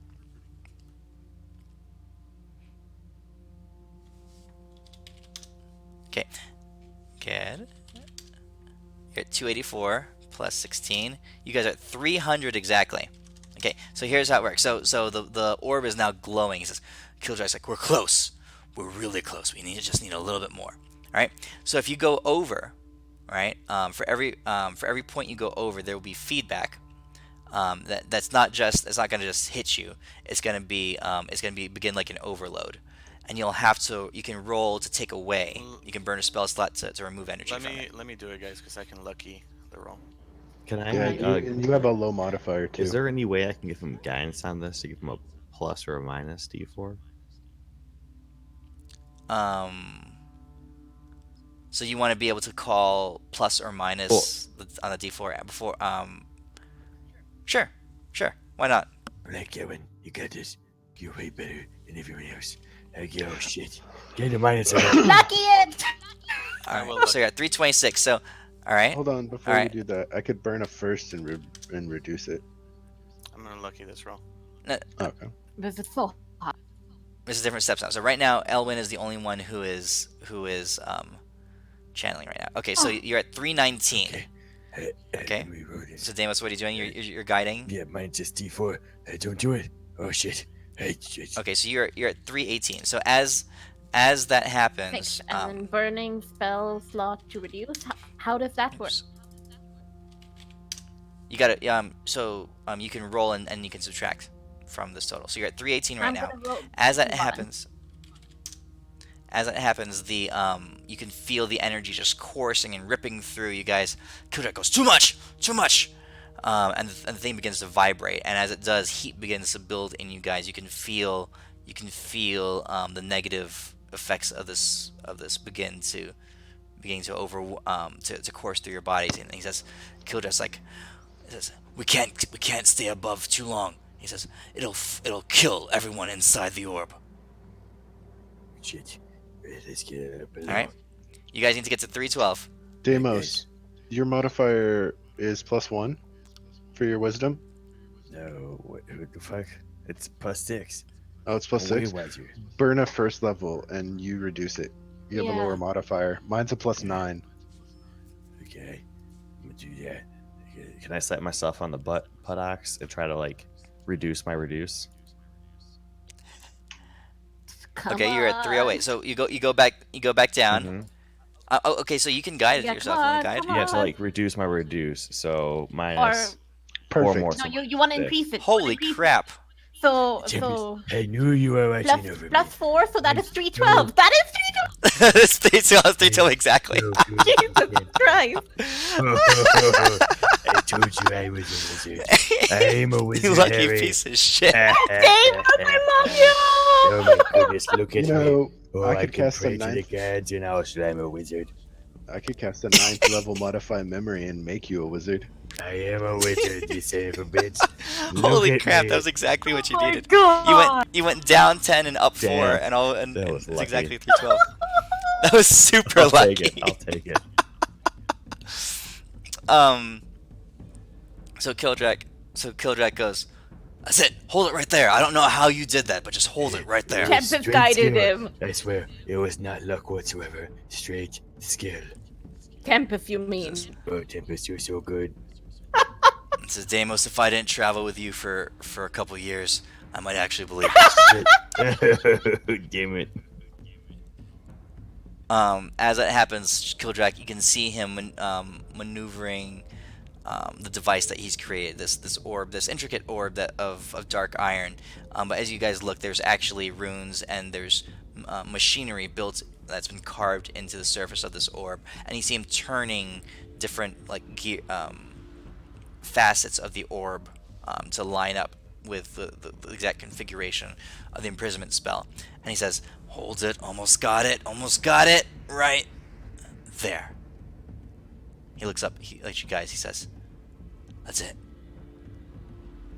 And the imprisonment, the glass, the sphere, just dissolves and dissipates, and you hear a collective gasp of air from inside the orb, from where the orb used to be, as the population of Mistrala is there, and they is there standing in front of you. They all drop down to the ground, completely, like saps of energy. But for them, it's a split second after the attack on Mistrala.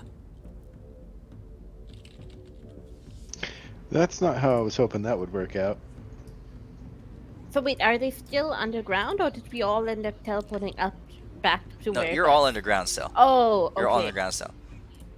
So Kriegerstride is sitting there. Hey, Craig, can you It is Yeah, good to no. see you, Teleforce.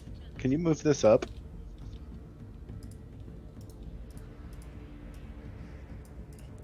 Telephos walks forward. He stands up. He shaking himself off, and he looks up at you all. Perceiving in a moment what happened. And he looks at Ava, and you see him gesture in the air. And Ava says, "How long were we under?" 25 years. No, I'm just You kidding. are 47. This is 2017. Somebody who can do math. years I am I think it's been. future Deimos. I think it's been like 2 I- months, right? I have made it. Yes. Let's see. Did you fight them? It was after you guys got out. Yeah. It's been a couple months. 2 months ish, give or take a week or so. It hasn't been a year. You're good. Telephos gestures and looks over, and Ava says, "How is it that the dragon that was destroying our city is now here with us?" Because sometimes He's all a you need to do magic. is. He's a good boy, and he got treats, obviously. Come on. Have you met Biffin? Sometimes And I all you point to need to do is Biffin. have a conversation.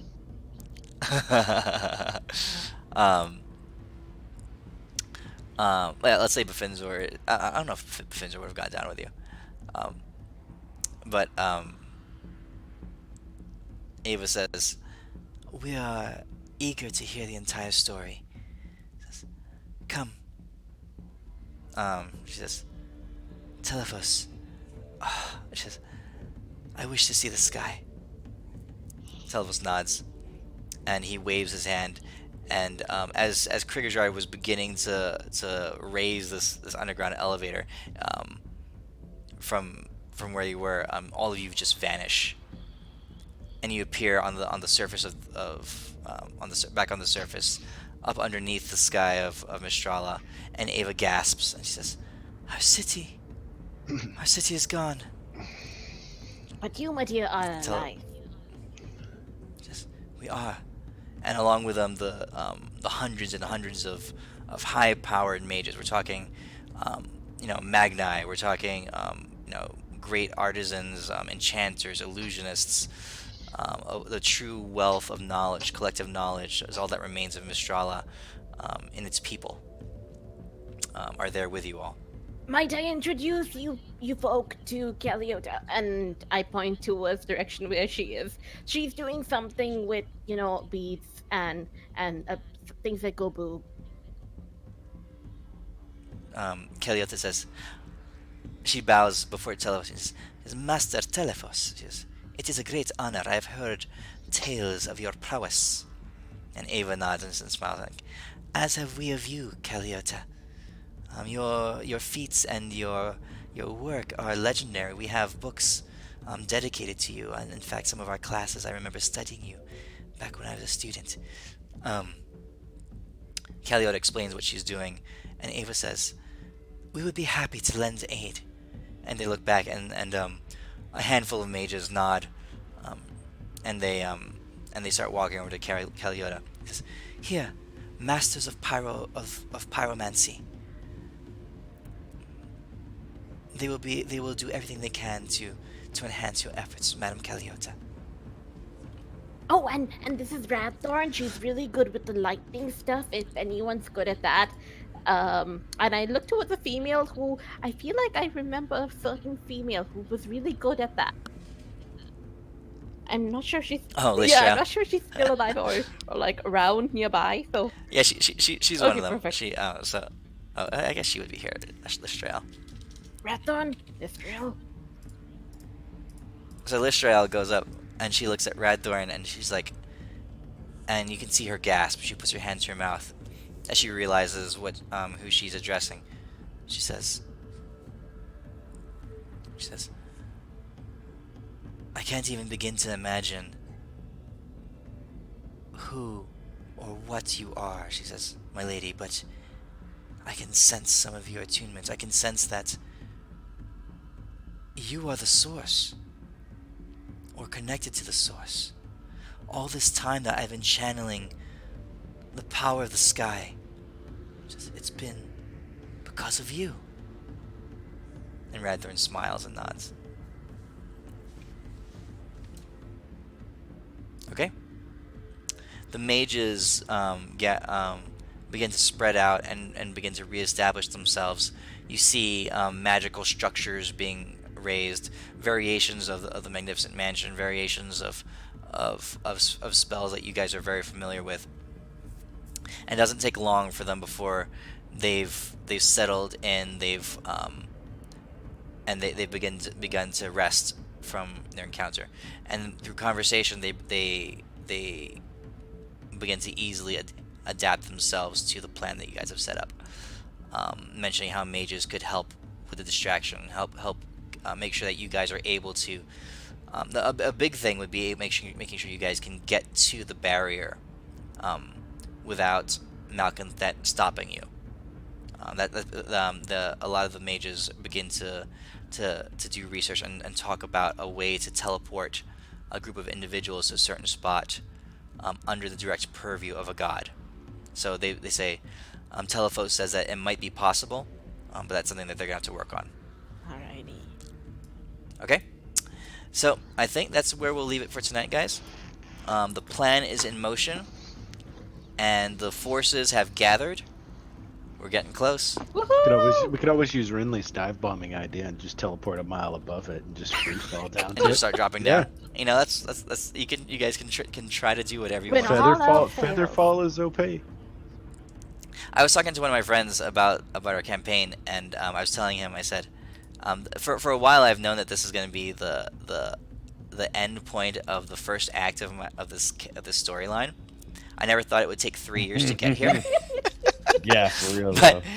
but we're finally getting close. I think we started in like March or something, so we're almost at 3 years. Oh my god. But this is like we're getting close to the end of Act Like, 1. I'll tell you what, I'm gonna be so So- bummed when this campaign's over. I'll be like, keep it going. I'll be like, Oh, there's 7 years old. it's a 2-act Yeah. story. So Seven years in a movie.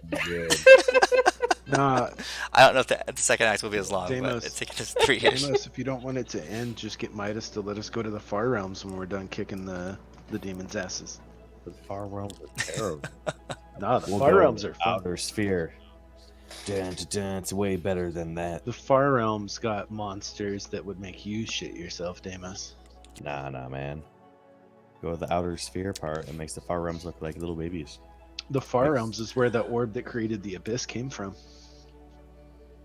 Oh, interesting. Yeah. All right, cool guys. Yeah, like Earth. See you next in week. the Far Realms, Earth, the planet Earth. There's a planet like Earth, and it literally has this giant, colossal, like space turtle that just chills over it. Space Turtle. Yeah, the Far Realms. All There's right. like So Later, guys. out there. Yeah, man. yeah, we're back on for next week. Yes, Awesome. yeah.